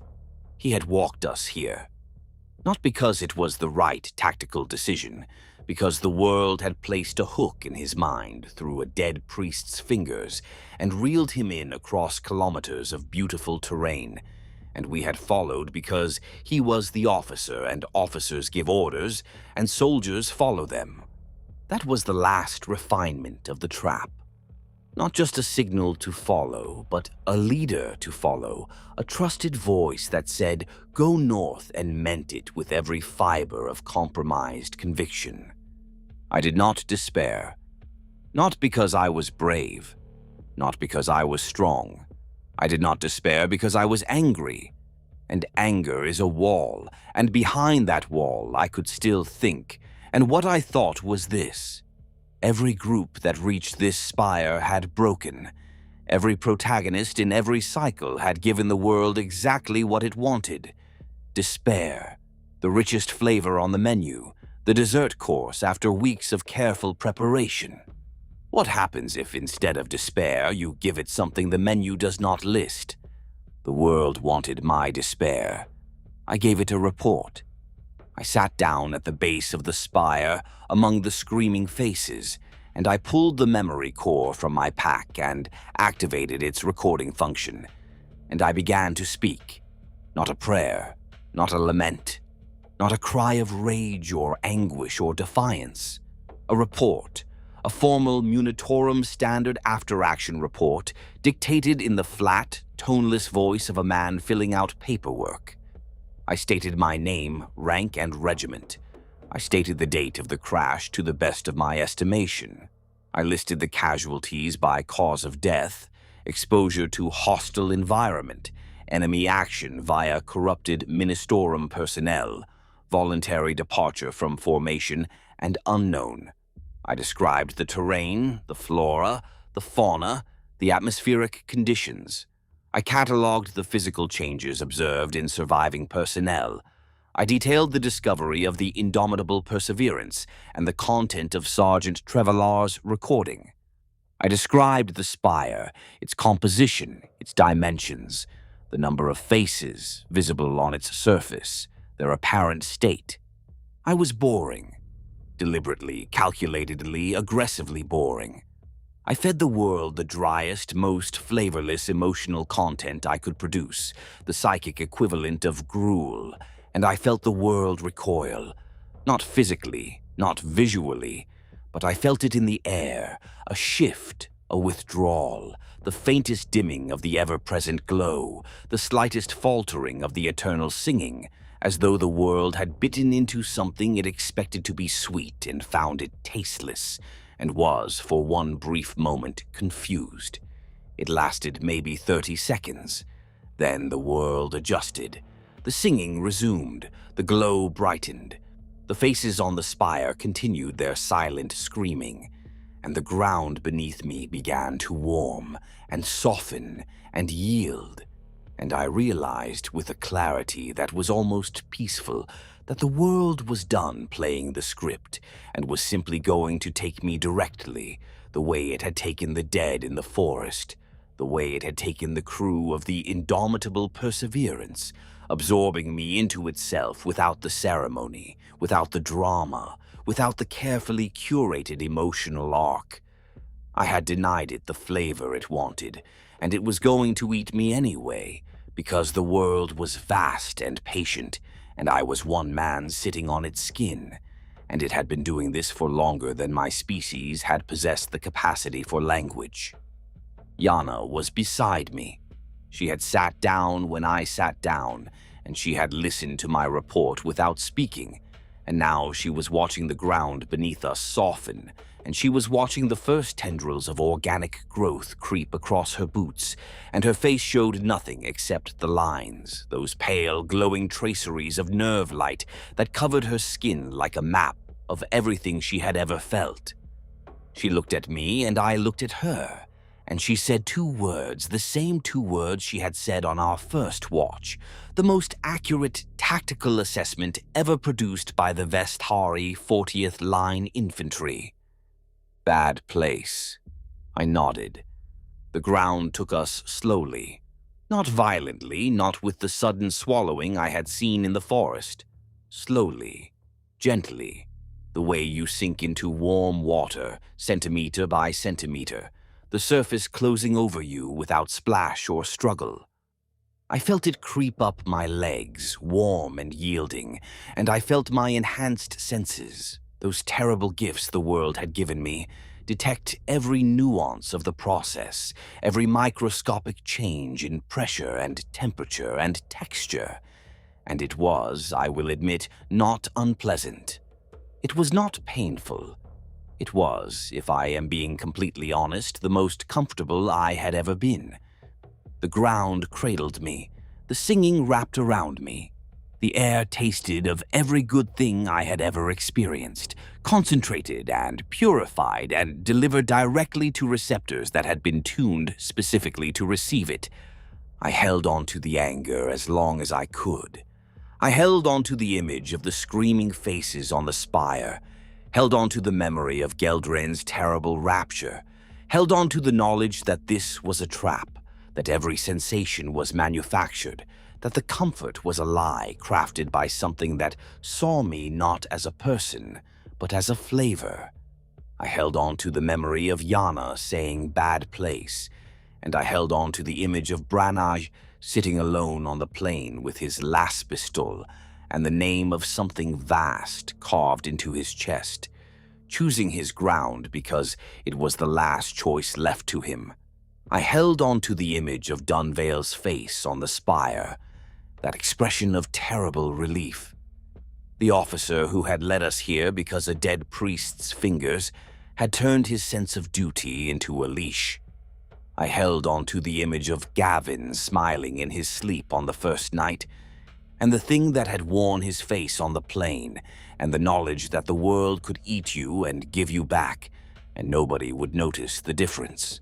I held on to the weight of Geldren's eviscerator in my hands as I cut through the priest's corrupted neck, the vibration of the chain teeth through my arms, the one honest act of violence on a world that preferred its destruction wrapped in silk. The ground reached my chest. The singing was inside me now, not external, not something I heard, but something I was, a vibration that ran through every cell, every nerve, every thought, harmonizing them, aligning them, dissolving the boundaries between where I ended and where the world began. I do not remember the moment it took me entirely. I remember the sky. I remember the color of it, that impossible bruised violet shot through with veins of gold, pulsing like a living thing. I remember thinking that it was the most beautiful sky I had ever seen, and hating that I thought so, and then hating it a little less, and then not hating it at all. If you are hearing this, you have followed the signal. You have walked through the meadows and entered the forest, and lost people you cared about, and discovered betrayal where you expected salvation. You have found this ship, or one like it, and you have heard this recording, or one like it, and you are standing where I stood, and the spire is ahead of you, and the signal is calling, and you are afraid. I was afraid too. It did not help. Run. Do not follow the signal. Turn south. Turn east. Turn west. Turn anywhere that is not north. Destroy your Vox equipment. Blind your engine seer. Burn out whatever is detecting the signal. And run. I do not think it will save you. I do not think anything can save you. This world is old and patient and very, very good at what it does. But I am filing this report because that is what I do. I observe. I catalog. I report. And maybe somewhere in the data, there is something I missed, something that the next group can use, something that breaks the cycle. And then I understood, sitting there with the ground climbing my ribs and the memory core warm in my hand, that Trevelar had thought the same thing. He had recorded his warning and told the next group to run, and I had heard it, and I had followed the signal anyway. And the rating before Trevelar had recorded a warning, and Trevelar had heard it, and Trevelar had followed the signal anyway. The recording is not a way out. The recording is the last act. The world lets us leave these warnings because the warnings change nothing, and because a doomed man passing hope to the next doomed man who cannot use it is one more flavor on the plate. I am not breaking the cycle by recording this. I am completing it. You will hear this, and you will be afraid, and you will keep walking north, because that is what the script says you will do. And I said it too, and here I am. I recorded it anyway. Maybe that is the only defiance left, not escape. just refusing to stay silent about the shape of the thing that ate me. Or maybe there is not. Maybe the cycle is the point. Maybe the despair of knowing you are trapped is just another flavor. Merren Kvale, Vesthari, 40th Line Infantry. End of report.